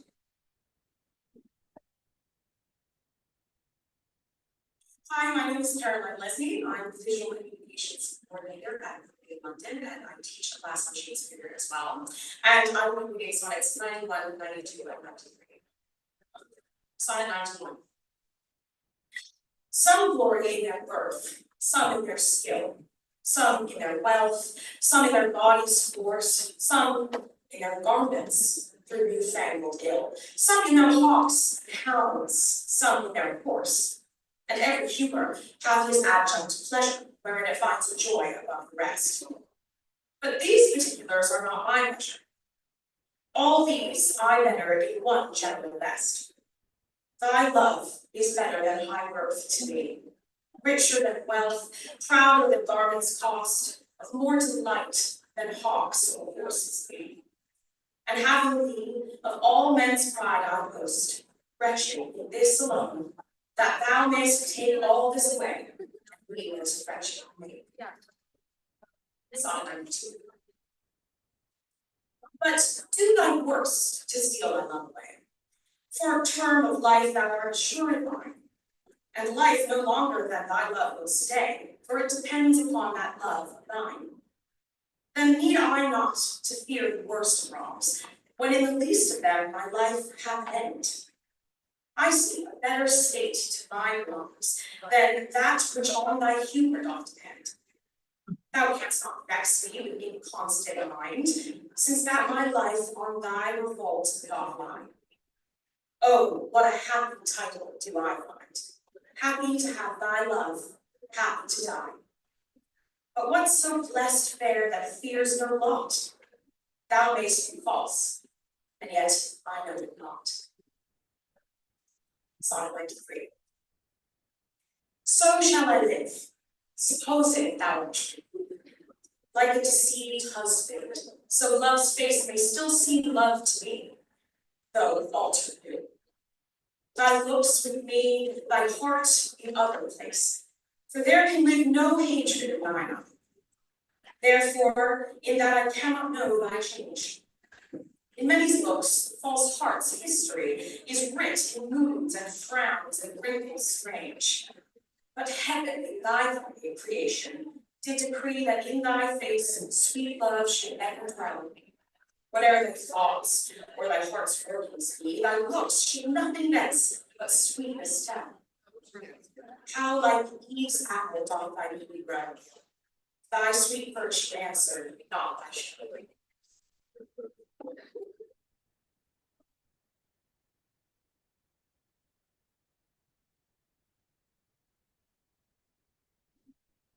No report.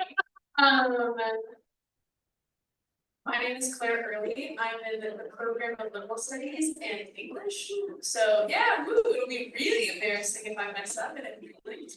And I will be reading sonnets 94, 95, and 96. Yes.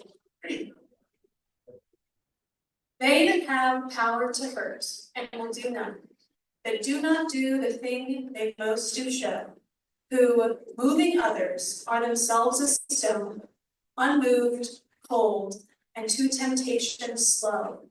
They rightly do inherit heaven's graces, and husband nature's riches from expense. They are the lords and owners of their faces, others but stewards of their excellence. The summer's flower is to the summer sweet, though to itself it only live and die. But if that flower with base infection meet, the basest weed outbraves his dignity. For sweetest things turn sourest by their needs.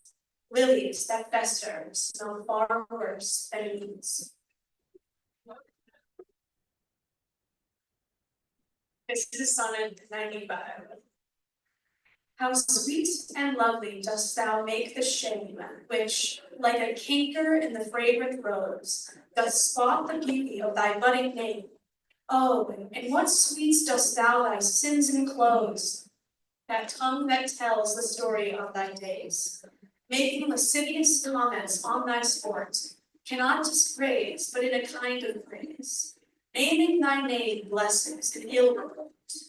Oh, what a mansion have those vices got, which for their habitation chose thou thee, where beauty's veil doth cover every blot, and all things turn to fair that eyes can see. Take heed, dear heart, of this large privilege. The hardest knife, ill used, doth lose his edge.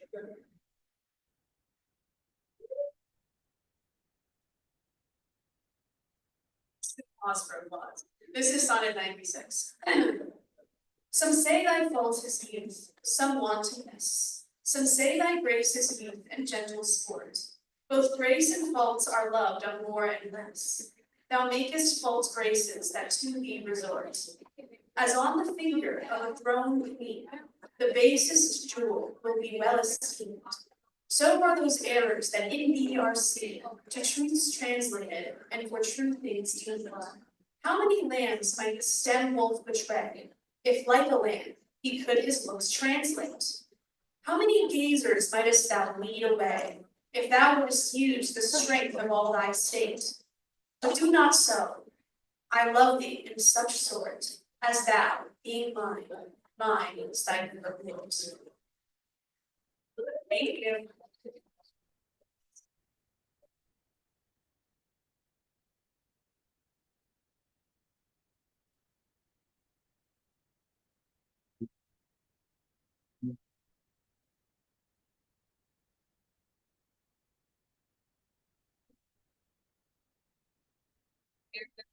Hello. My name is Kate Appleman. I'm general manager of Shakespeare.nd.edu. These are the sonnets I originally signed up for, so I'm excited to read these ones too. Sonnet 97. How like a winter hath my absence been from thee, the pleasure of the fleeting year.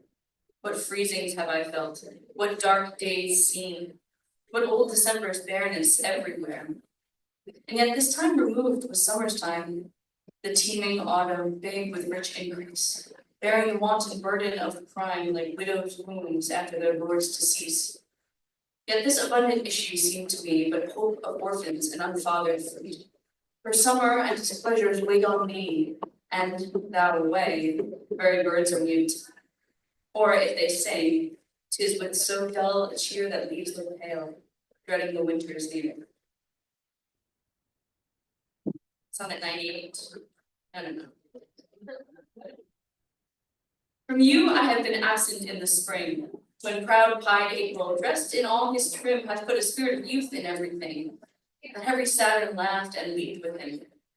Yet nor the lays of birds, nor the sweet smell of different flowers in odor and in hue could make me any summer story tell, or from their proud lap pluck them from where they grew. Nor did I wonder at the lily's white, nor praise the deep vermilion in the rose. They were but sweet, but figures of delight, drawn after you. You pattern all of those. Yet it seemed in winter still, and you away, as with your shadow I with these did play. Sonnet 99. The forward violet thus did I chide. Sweet thief, whence dost thou steal thy sweet that smells, if not from my love's breath? The purple pride which on thy soft cheek for complexion dwells, my love's veins, thou hast too grossly dyed. The lily I condemned for thy hand, and buds of marjoram had stolen thy hair. The roses fearfully on thorns did stand, one blush of shame, another red despair. A third, nor red nor white, had stolen both, to his robbery and annexed thy breath. But for his theft, in pride of all his growth, a vengeful canker eat him up again. More flowers have I noted, yet none could I see, but sweet or color it had stolen from thee.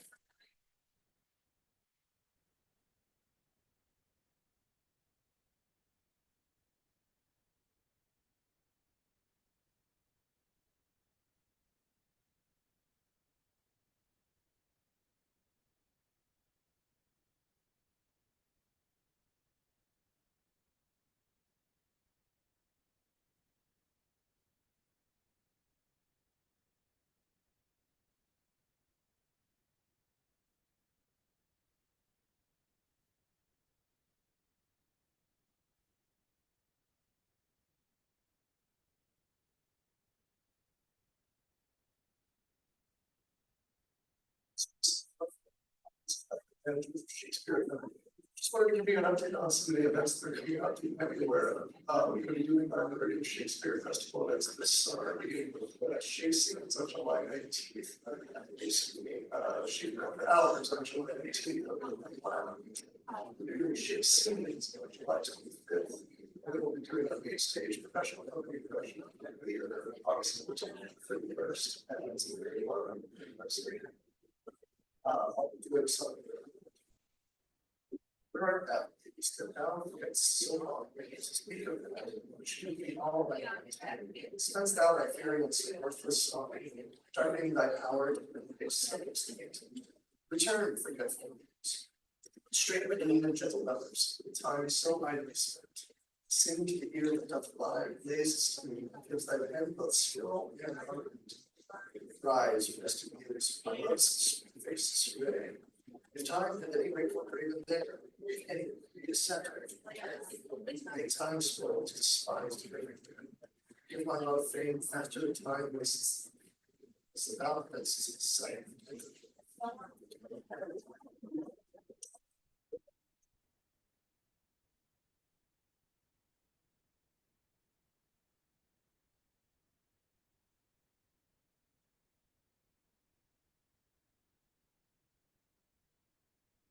Good afternoon, ladies and gentlemen. My name is Fatima Abia. I'm pursuing a master's in global affairs and Bronx. And I'm going to read 101 and 1.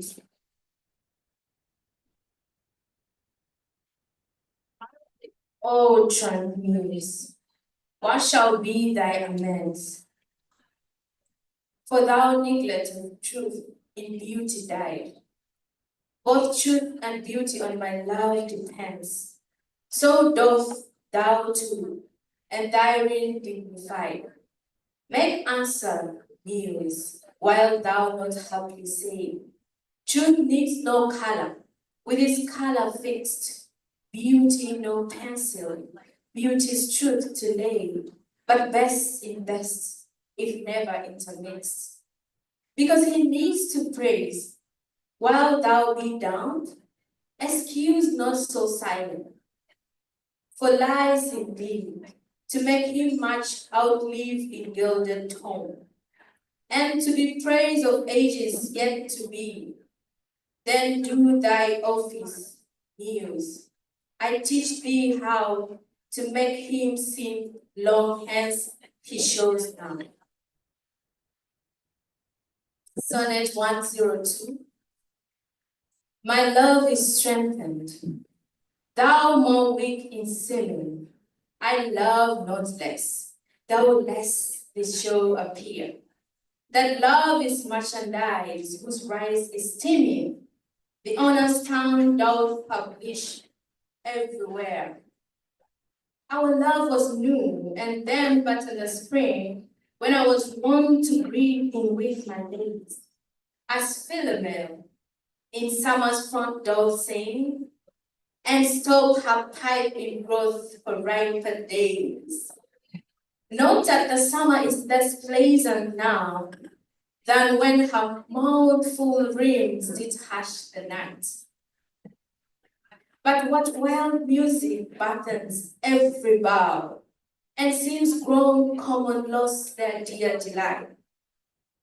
Therefore, like her, I sometimes hold my tongue, because I will not dull you with my song.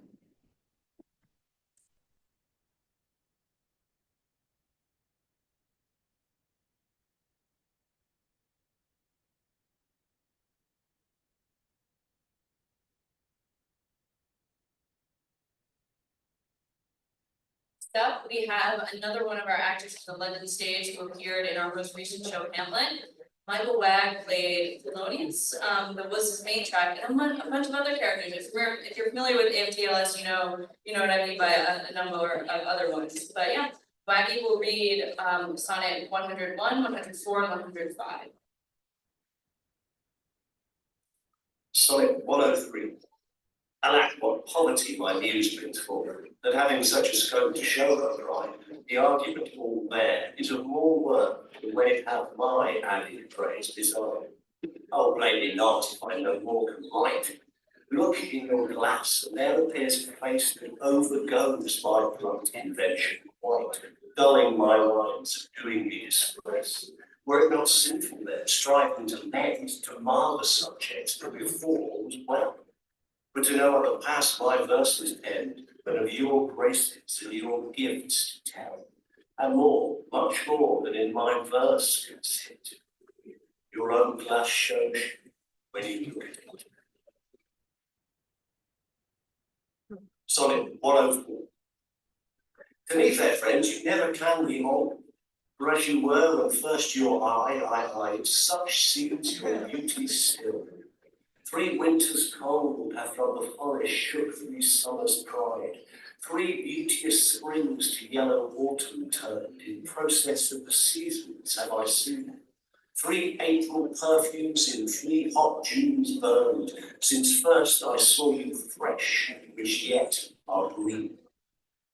Ah, yet doth beauty, like a dial hand, steal from his figure, and no face see. So your sweet hue, which methinks still doth stand at motion, and mine eye may be deceived. For fear of which, hear this, thou age unbred. Ere you were born was beauty's summer, dead. Sonnet 105. Let not my love be called idolatry, nor my beloved as an idol show, since all alike my songs and praises be to one, of one, still such and ever so. Kind is my love today, tomorrow kind, still constant in a wondrous excellence. Therefore my verse to constancy confined, one thing expressing leaves out difference. Fair, kind, and true is all my argument. fair, kind and true, vary into other words, and in this change is my invention spent, three things in one, which wondrous scope affords.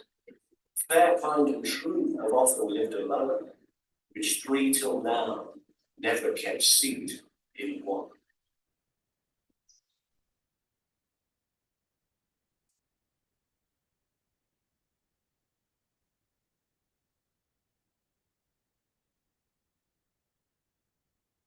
I am also an actor with the Not So Royal Shakespeare Company on campus.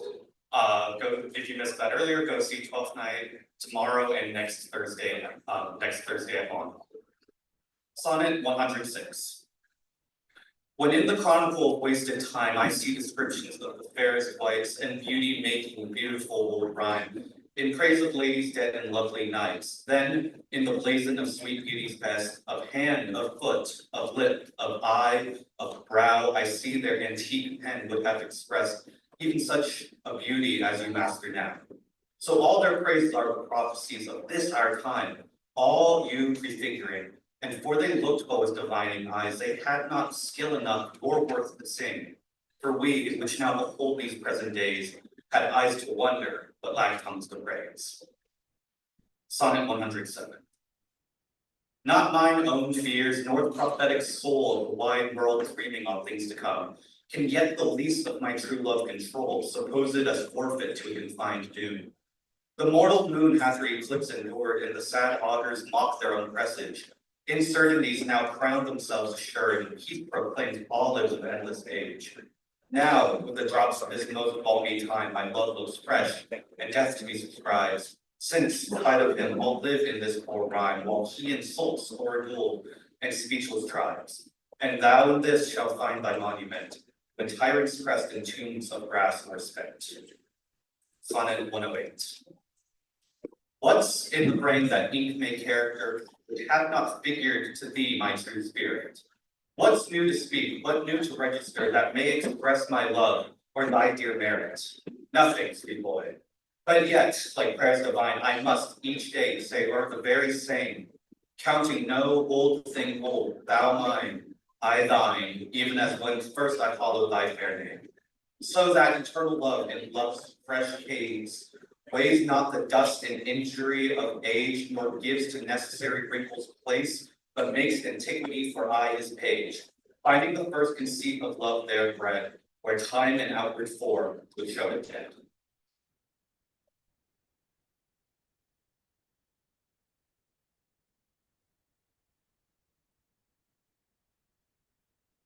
Hi, my name is Christy Burgess. I will be reading sonnets 9 through 11. Oh, never say that I was false of heart, till absence seemed my flame to qualify. As easy my eye from myself depart, as from my soul which in my breath doth lie. That is my home of love. By range like him that travels, I return again. Just to the time, not with the time exchanged, so that myself bring water for my stain. Never believe, though in my nature reigned of frailties that besiege all kinds of blood, that it can so preposterously be stained to leave for nothing all thy sum of good. For nothing this wide universe I call, save thou, my rose, in it thou art my all. Okay, Sonnet 110. Alas, it is true, I have gone here and there, and made myself a motley to the view, cored my own thoughts, sold cheap what is most dear, made old offences of affections new. Most true it is, I have looked on truth askance and strangely, but by all above, these blenches gave my heart another youth, and worse essays proved thee my best of love. Now all is done. Have what shall have no end. Mine appetite I never more will grind, on newer proof to try an older friend. A God in love to whom I am confined, and give me welcome. Next, my heaven the best, even to thy pure and most loving breast. Sonnet 111. Oh, for my sake do you with fortune chide, the guilty goddess of my harmful deeds, that did not better for my life provide than public means which public manners breeds. Thence comes it that my name receives a brand, and almost thence my nature is subdued. To what it works, and like the dyer's hand, pity me, and wish I were renewed. Whilst like a willing patient, I will drink potions easel against my strong infection. No bitterness that I will bitter think, nor double penance to correct correction. Pity me then, dear friend, and I assure ye, even that your pity is enough to cure me.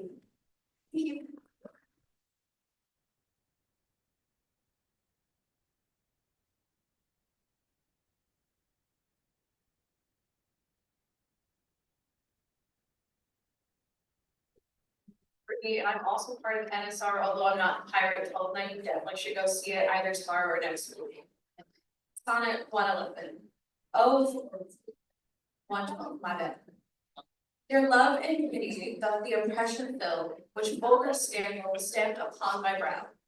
For what care I who calls me well or ill, should you or breathe my bad, my good allow. You are my all the world, and I must strive to know my shames and praises from your tongue. No one else to be, nor I to none alive, that my steeled sense or changes right or wrong. In so profound a prism I throw all care of others' voices, that my either sense to critic and to flatter stop are. Mark how with my neglect I do dispense. You are so strongly in my purpose bred, that all the world besides me thinks are dead. Sonnet 113. Since I left you, mine eye is in my mind, and that which governs me to go about doth part his function and is partly blind. Seems seeing, but effectually is out, for it no form delivers to the heart of bird of flower or shape, which it doth latch. Of his quick objects hath the mind no part, nor his own vision holds what it doth catch. For if it sees the rudest or gentlest sight, the most sweet favor or deformest creature, the mountain or the sea, the day or night, the crow or dove, it shapes them to your features. Incapable of more, complete with you, my most true mind thus makes mine eye true. Sonnet 114. Or whether doth my mind, being crowned with you, drink up the monarch's plague this flattery? Or whether shall I say, mine eye saved true, and that your love taught me is this outrage, to make of monsters and things in my jest, to cherubims is your sweet self-resemblance, creating every bad or perfect best, as fast as objects to be indissemblable. Or 'tis the first, 'tis flattery in my sleeve, and my great mind most keenly drinks it up. Mine eye well knows what with his dust is grieved, and to this palate doth prepare the cup. If it be poisoned, it is the lesser sin, that mine eye doth loves it, and doth first begin.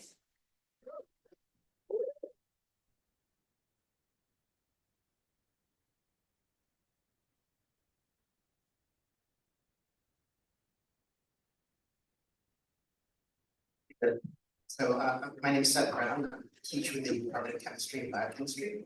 I'll be reading sonnets 115, 116, and 117.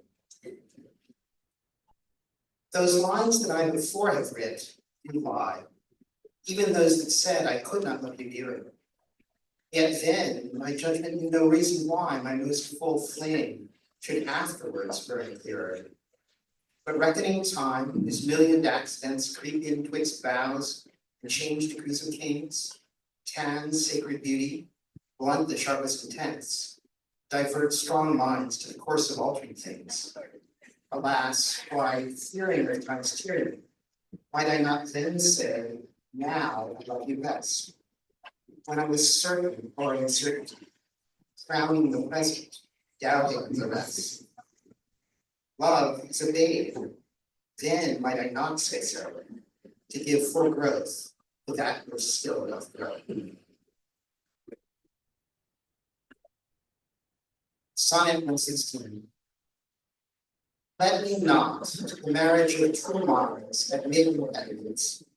Love is not love which alters, or which defines, or bends with a remove. Oh, no, it is never fixed in mark, that looks on tempests and is never shaken. It is the star to every wandering lark, whose worth's unknown, although its height be taken. Love is not time's fool, though rosy lips and cheeks, within his bending sickle's compass come. Love alters not with his brief hours and beats, but bears it out, even to the edge of doom. If this be error and upon me proved, I never writ, nor no man love. Sonnet 117. Accuse me thus, that I have scanted all wherein I should your great deserts repay. Forgot upon your dearest love to call, whereto all bonds do time day by day. That I have frequent been with unknown minds, and given to time your own dear purchased right. That I have hoisted sail to all the winds, which should transport me farthest from your sight. Book both my willfulness and errors down, and on just proof surmise accumulate. Bring me within the level of your frown, but shoot not at me in your vacant hate, since my appeal says I did strive to prove the constancy and virtue of your life.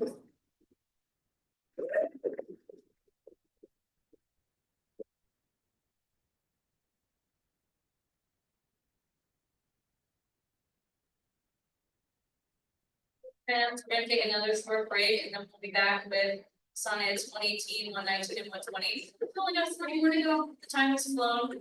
Yeah, stick around. And again, we've got plenty of cake, some coffee still. Please enjoy it. Thanks, guys.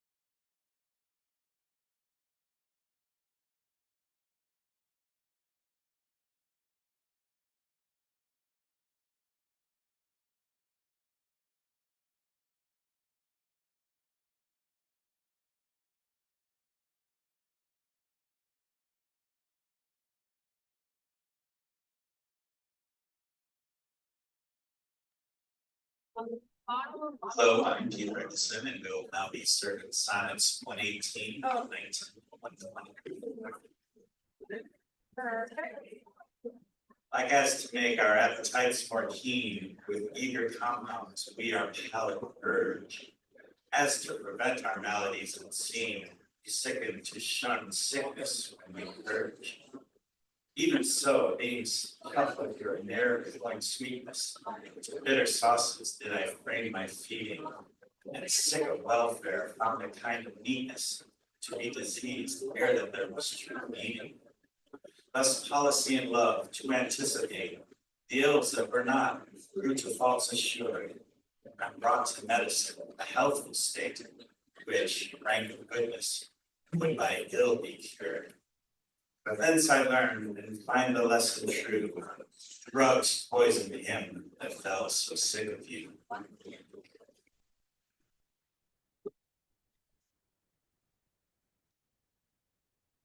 What potions had I drunk? Siren tears, distilled from limbic's foulest hell within. Applying fears to hopes and hopes to fears, still losing when I saw myself to win. What wretched errors hath my heart committed, whilst it hath thought itself so blessed never? How have mine eyes out of their spheres been fitted, in the distraction of this mad fetter? Oh, benefit of ill, now I find true, that better is by evil still made better. And ruined love, when it is built anew, grows fairer than at first, more strong, far greater. So I return rebuked to my content, and gain by ill thrice more than I spent.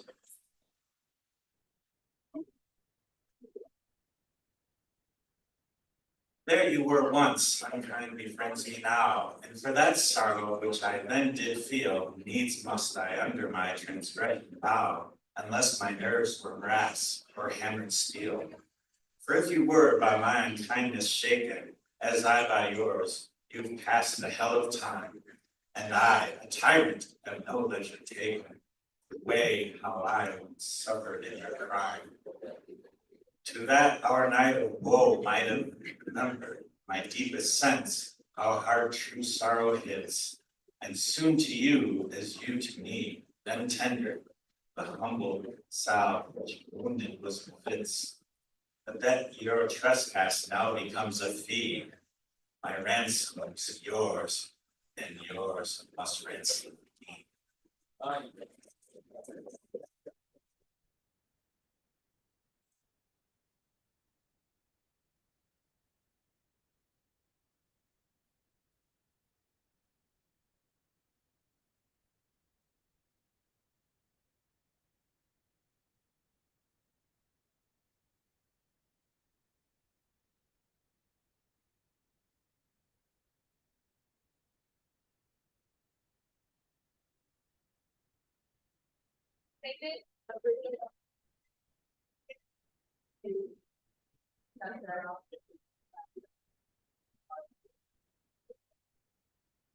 Youngest Shakespearean reader.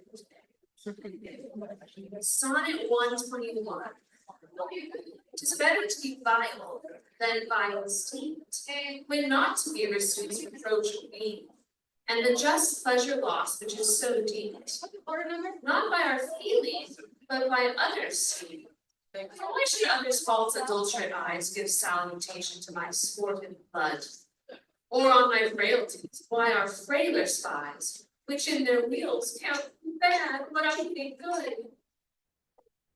Yes, no, I am that I am, they that level at my abuses reckoneth on their own. I may be straight, though they themselves be good.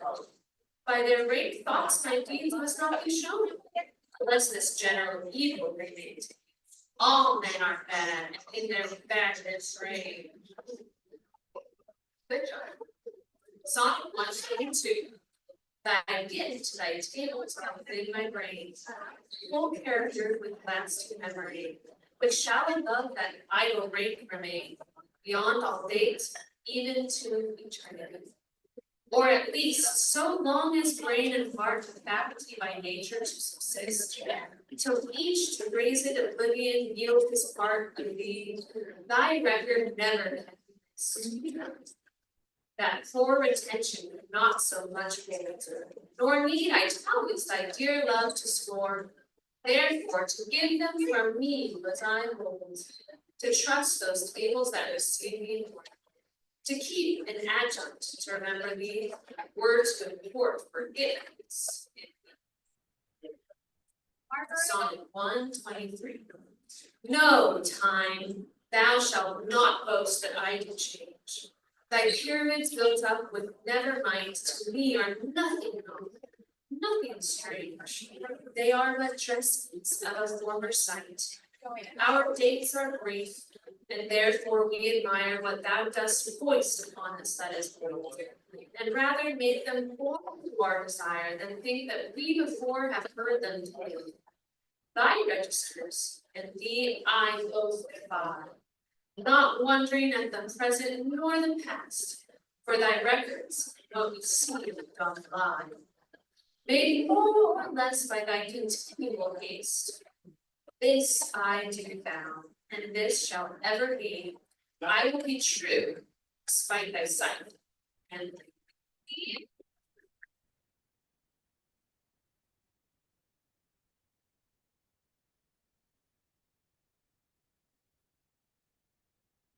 Thanks, Jenny. Jenny is our postdoctoral fellow at Shakespeare at Notre Dame, and that was Annabelle, her newborn. Next up, we have another actor from the London stage, Joanna Clark. She portrayed Ophelia and Laertes, among other parts, in our most recent show of Hamlet. Take it away, Joanna. If my dear love were but the child of state, it might for fortune's bastard be unfarmed, a subject 2 times love or 2 times hate, weeds among weeds, flowers and flowers gathered. No, it was in the heart of that state. It suffers not in smiling pomp, nor falls under the blow of florid discontent, but to the inviting pun our fashion knows. It is not policy, that heretic, which works as leases of short-numbered hours, all alone stands hugely poetic, that it grows with shit, drowns with shores. To this I witness call the fools of time, which die for goodness who have lived from. But what to me I bore the canopy, with my external outward honor, on the basis of eternity, which proves more short than wasteful ruining. I have seen dwellers of faith, whose more and more I pay too much rent, for compounds sweet, glowing single favour, pitiful thrones their gazing spent. No. And take thou my oblation, poor but good, which is not mixed with silence, knows no art, mutual better, only hence thou support the informer, a true soul, when most impeached stands peace in thy control.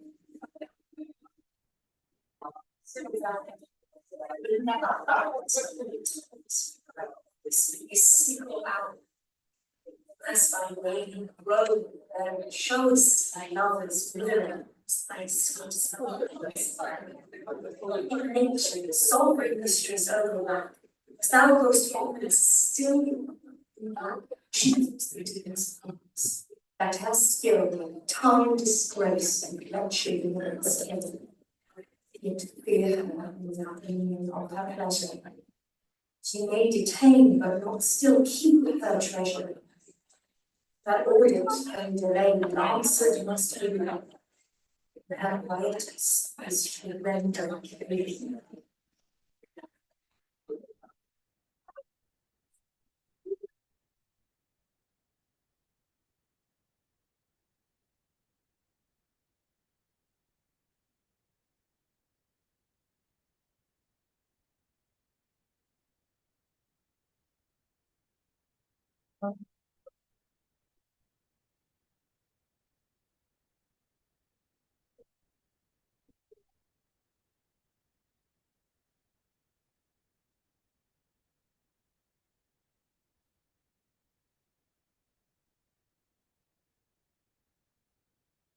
Sonnet 127. In the old age, black was not counted fair, or if it were, it bore not beauty's name. But now is black beauty's successive heir, and beauty slandered the bastard shame. For since each hand hath begun nature's power, burying the foul in art's long scarlet face, sweet beauty hath no name, no holy bower, but is profaned, and not reasons of space. Therefore my mistress brown are raven black, her eyes constricted, and they mourners take as such, who not one fair, no less, slandering patient thought. Yet so they mourn, coming of their blood, that every tongue that shivers.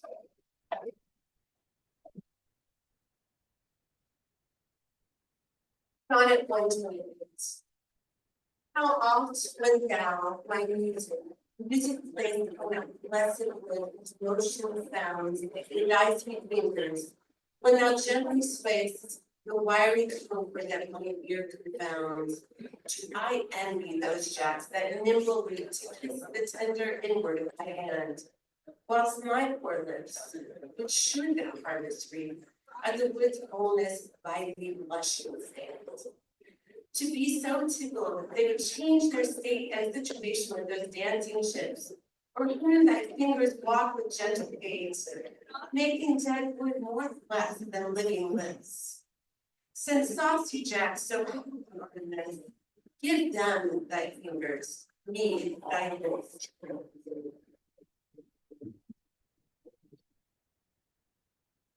Sonnet 129. The expense of spirit in a waste of shame is lust in action. Until action, lust is perjured, murderous, bloody, full of blame, savage, extreme, rude, cruel, not to trust, enjoyed no sooner but despised the streets. Past reason hunted, and no sooner had past reason hated, as swallowed baits. On purpose laid to make the speaker mad. Mad in possession so. Having, and in quest to have.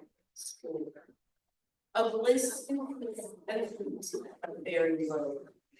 Before the joy comes, behind all this the world well knows, yet none knows well shun the heaven that leads men to this life.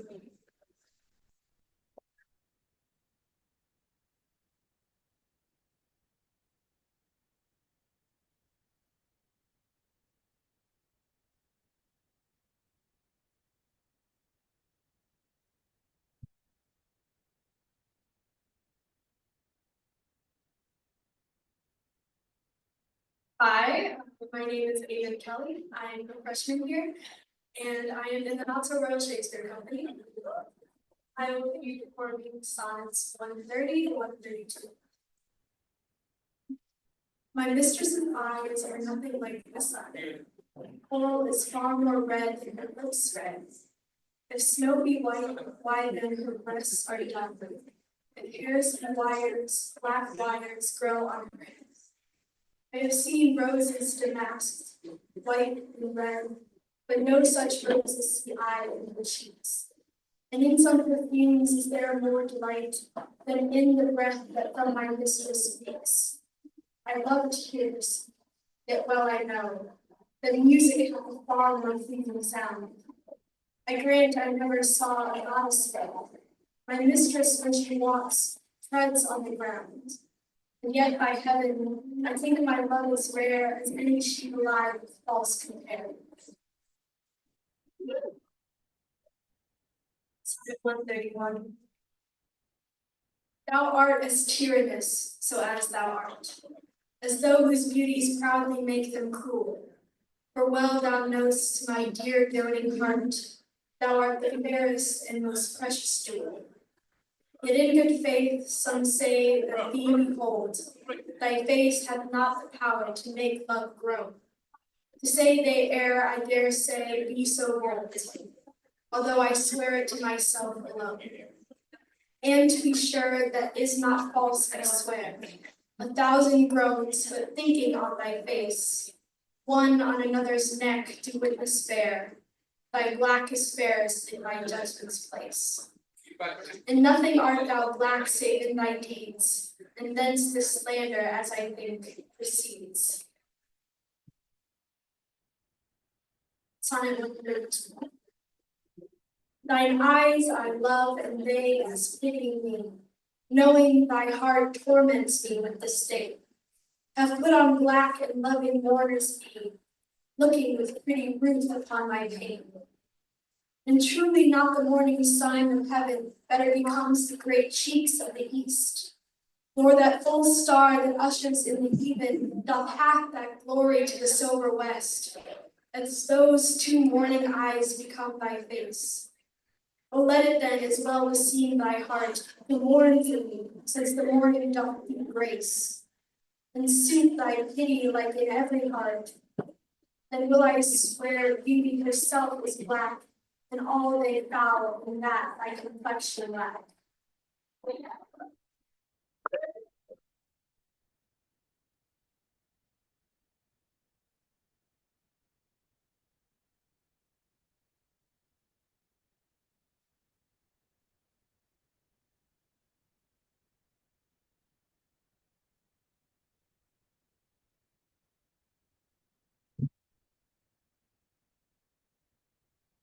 Hi guys, my name is Andrew Olson. I'm about to graduate from the law school, and I used to do Shakespeare before I came to Notre Dame, so it's kind of fun. I'll be doing sonnets 133, 134, and 135. Beshrew that heart that makes my heart groan. For that deep wound it gives my friend and me is not enough to torture me alone.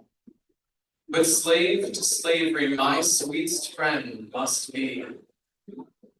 Me from myself thy cruel eye hath taken, and my next self thou harder hast engrossed. Of him, myself, and thee I am forsaken, a torment thrice threefold thus to be crossed. Prison my heart in thy still bosom's ward, but then my friend's heart let my poor heart fail. Whoe'er keeps me, let my heart be his guard. Thou canst not then use rigor in my jail.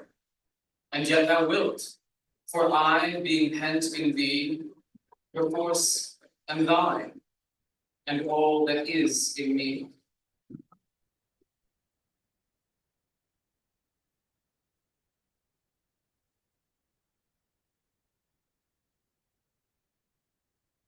So now I have confessed that he is thine, and I, myself, am mortgaged to thy will.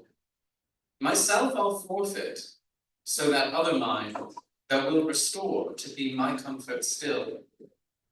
But thou wilt not, nor he will not be free, for thou art covetous, and he is kind. He learned with surety might to write for me, under that bond that him as fast doth bind. The statute of thy beauty thou wilt take, thou usurer that puts forth all to use, and sue a friend king debtor for my sake. So him I lose through my unkind abuse. Him have I lost, thou hast both him and me.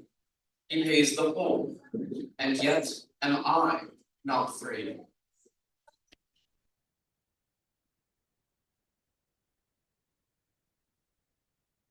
This one is full of puns if you don't know it already.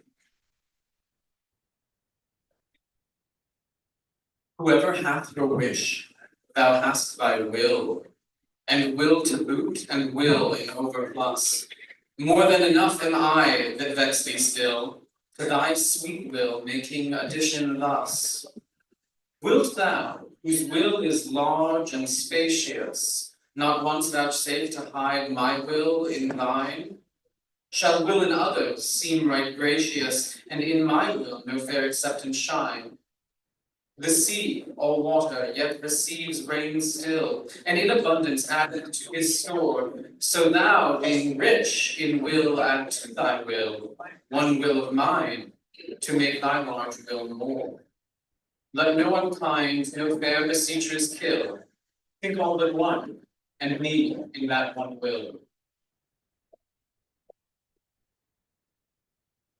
Thank you.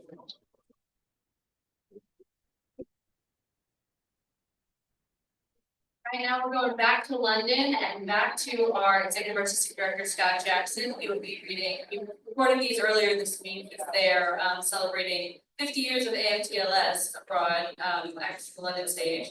And so, yes, Scott will take it away with 136, 137, and 138.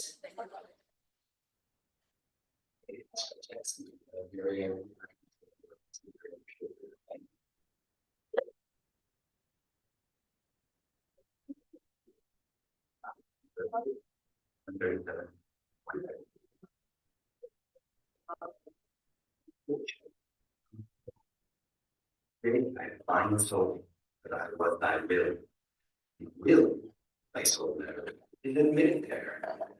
But for of the love, my love, will, the treasure of thy love. I fill it full with wills, and my will one, in things of great,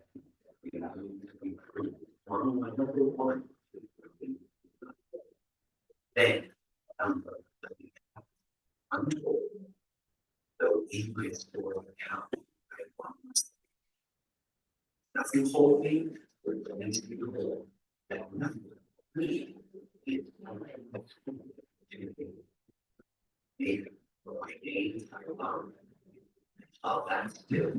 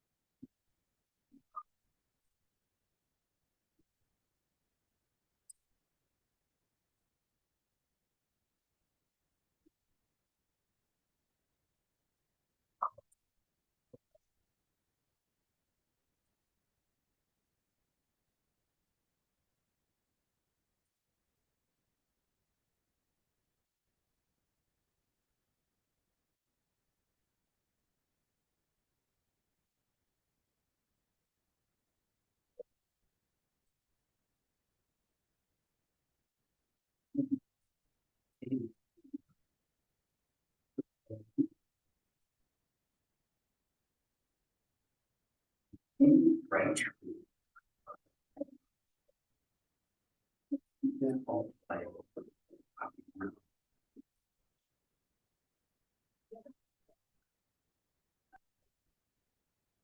Sonnet 138.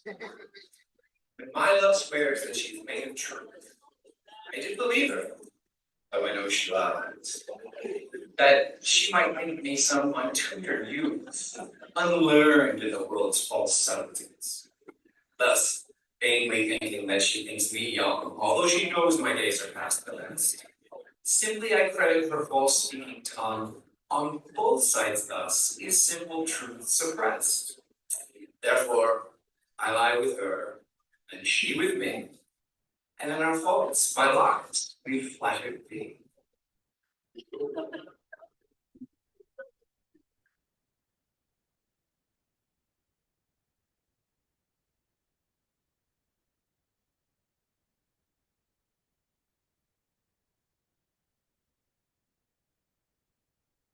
My name is Ryan Palmer. I'm a senior here at Notre Dame. I've been under a few productions with not so Royal Shakespeare Company, and it's happy to be here today.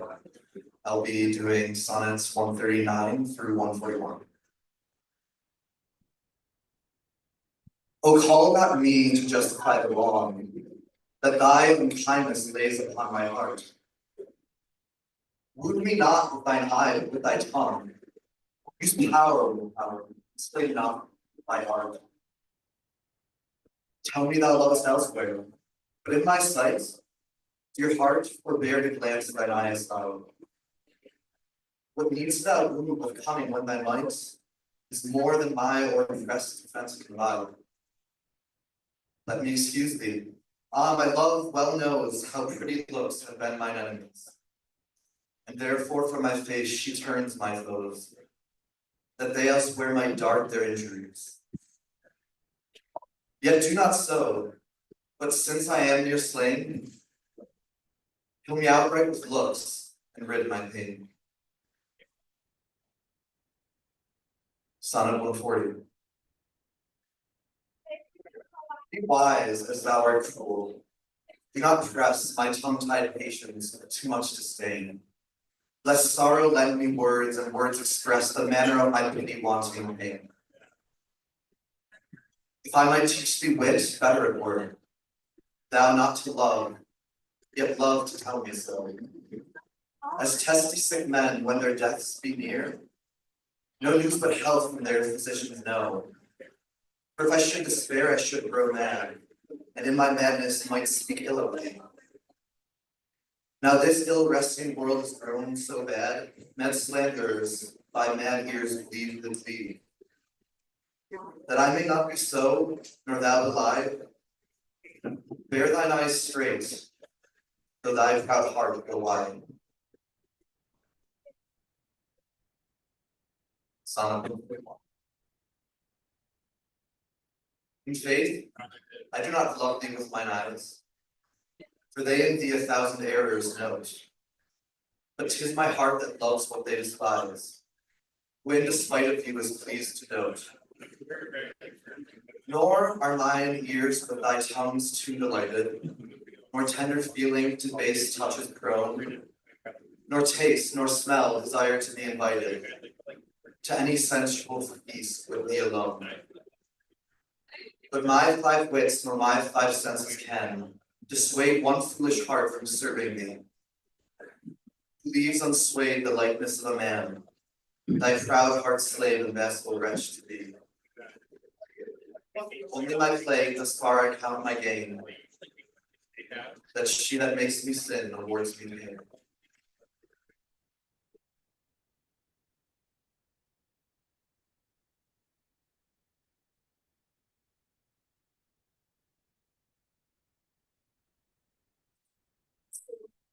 English teacher over at Maine Will. I'll be reading Sonnet 142.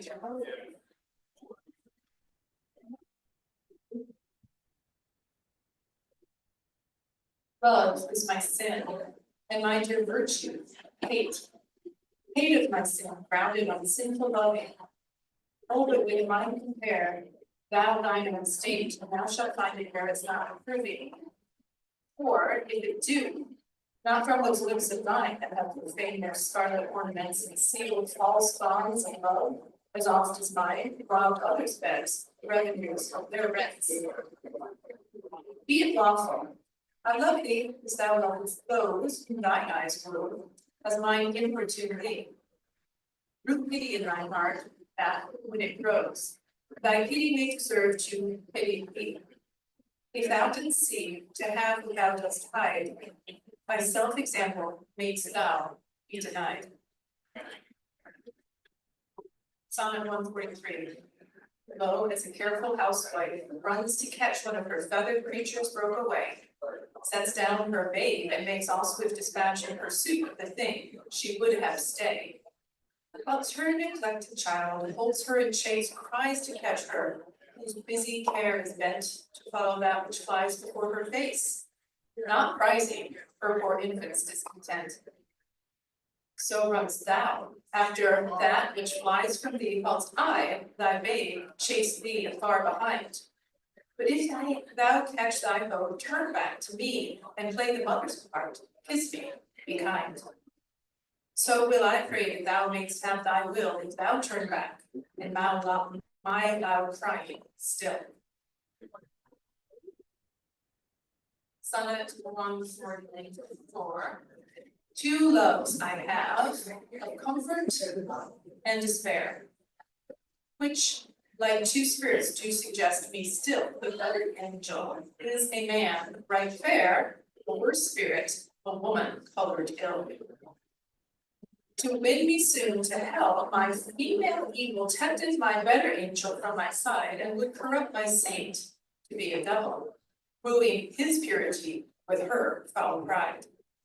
And whether that my angel be turned fiend, I suspect I may, yet not directly tell, but being both for me, both to each friend, I guess one angel in another's hell. Yet this shall I ne'er know, but live in doubt, till my bad angel fire my good one out.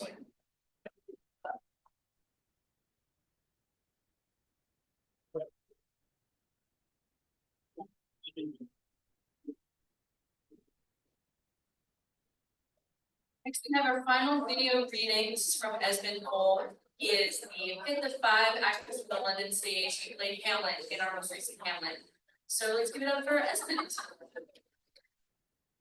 Those things that loves are bad in bring forth the sound I still hate.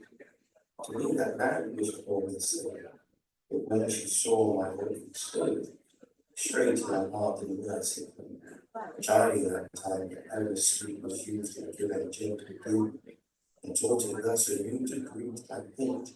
She rooted with a pen that followed this gently praying and following. Having to hand from I think, or made to way she through to save my life, saying, I mean, I got people that and I don't know.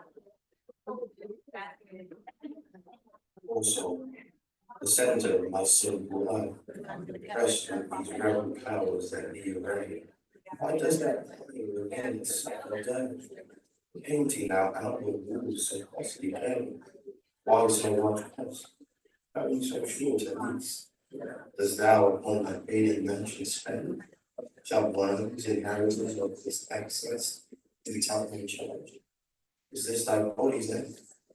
Then, so live thou upon thy servant's loss, and let them find and their eyes story.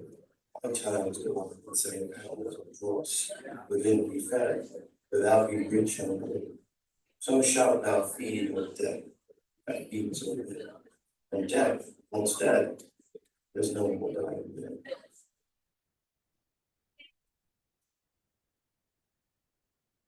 Run out is as a people, born still for that which won the nurse of the disease, feeding on that which should preserve the ill, and certain sickly appetite to please.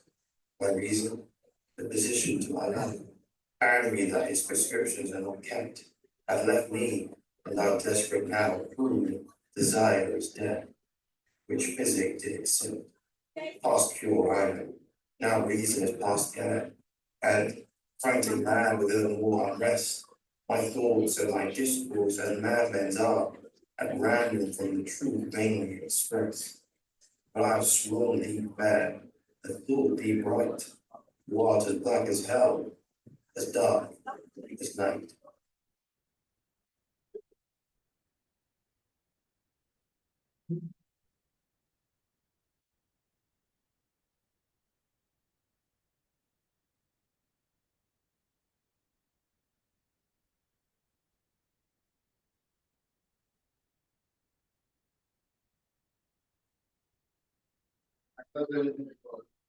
My husband is in Notre Dame alum, and will be the last 2 years. Oh me, what eyes have love put in my head, which have no correspondence with true sight? Or if they have, where is my judgment fled that censures falsely what they see aright? If that be fair, whereon my false eyes dote, what means the world to say it is not so? If it be not, then love doth well denote. Love's eye is not so true as all men's know. How can it? Oh, how can love's eye be true? That is so vexed with watching me tears. No marvel then, though I mistake my view. The sun itself sees not till heaven clears. O cunning love, with tears thou keep'st me blind, lest eyes well seen thy foul faults should find.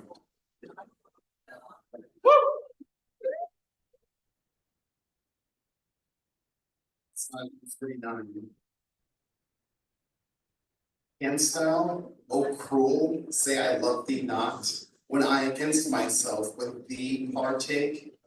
Do I not think on thee, when I forgot am of myself, all tyrant for thy sake? Who hateth thee that I do call my friend? On whom frown'st thou that I do fawn upon? Nay, if thou lorest on me, do I not spend revenge upon myself with present wound? What merit do I in my self-respect, that is so proud thy service to despise, when all my best doth worship thy defect, commanded by the motion of thine eyes? But love, hate on, for now I know thy mind, thou that can see thou lovest, and I am blind. Yeah. Sonnet 150. Oh, in what power hast thou this powerful might, with insufficiency my heart to sway? To make me give the lie to my true sight, and swear that brightest doth not grace the day? Whence hast thou this becoming of things ill, that in the very refuge of thy deeds there is such strength and warranties of skill, that in my mind thy worst all best exceeds? Who taught thee how to make me love thee more, the more I hear and see just cause of hate? Oh, thou I love what others do abhor. With others thou shouldst not abhor my state, if thy unworthiness raised love in me, more worthy I to be beloved to thee.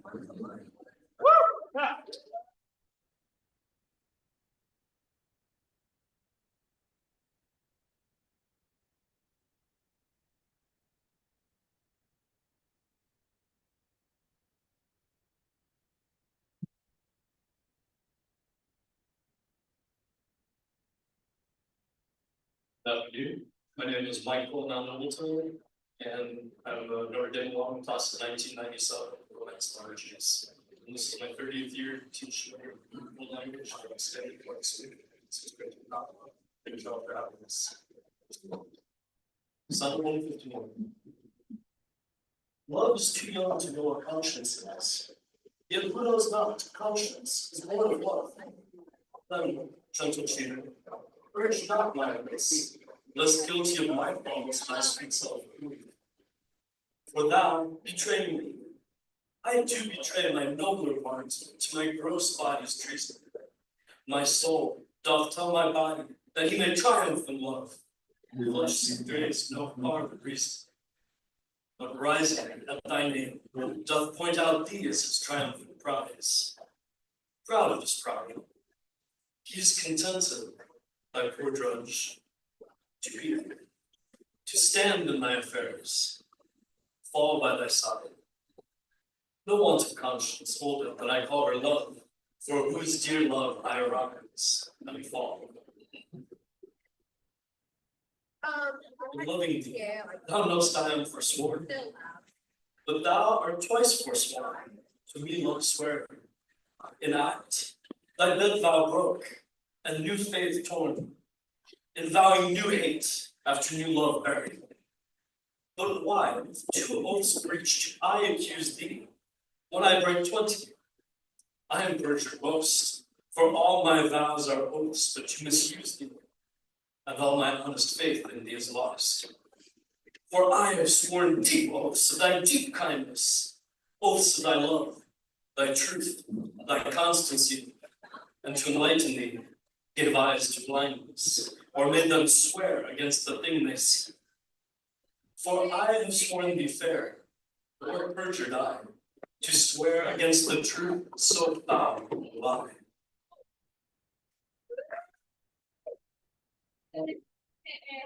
Cupid lay by his ground and fell asleep. A maid of Dian's disadvantage found, and his love kindling fire did quickly steep in a cold valley fountain of that ground, which borrowed From this holy fire of love, a dateless, lively heat still to endure, and brew a seething bath, which yet men prove against strange maladies, a sovereign cure. But at my mistress' side, love's brand new fire, the boy for trial knees would touch my wrist. I, sick withal, the help of bath desire, and thither I, a sad distemper guest, but found no cure. The bath where my help lies, where Cupid got me fire, my mistress' eyes. The little love god lying once asleep, laid by his side his heart in flaming brand, whilst many nymphs that vowed chase of life to keep came dripping by.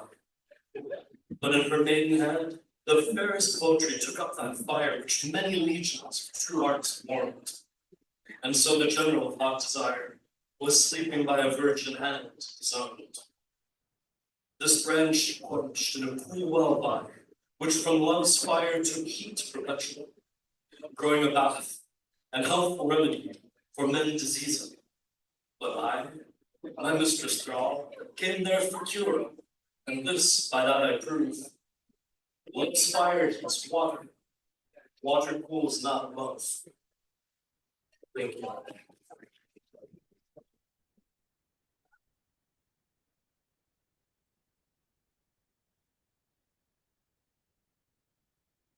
For coming to Sonnetfest 2025. We appreciate all of you for coming today.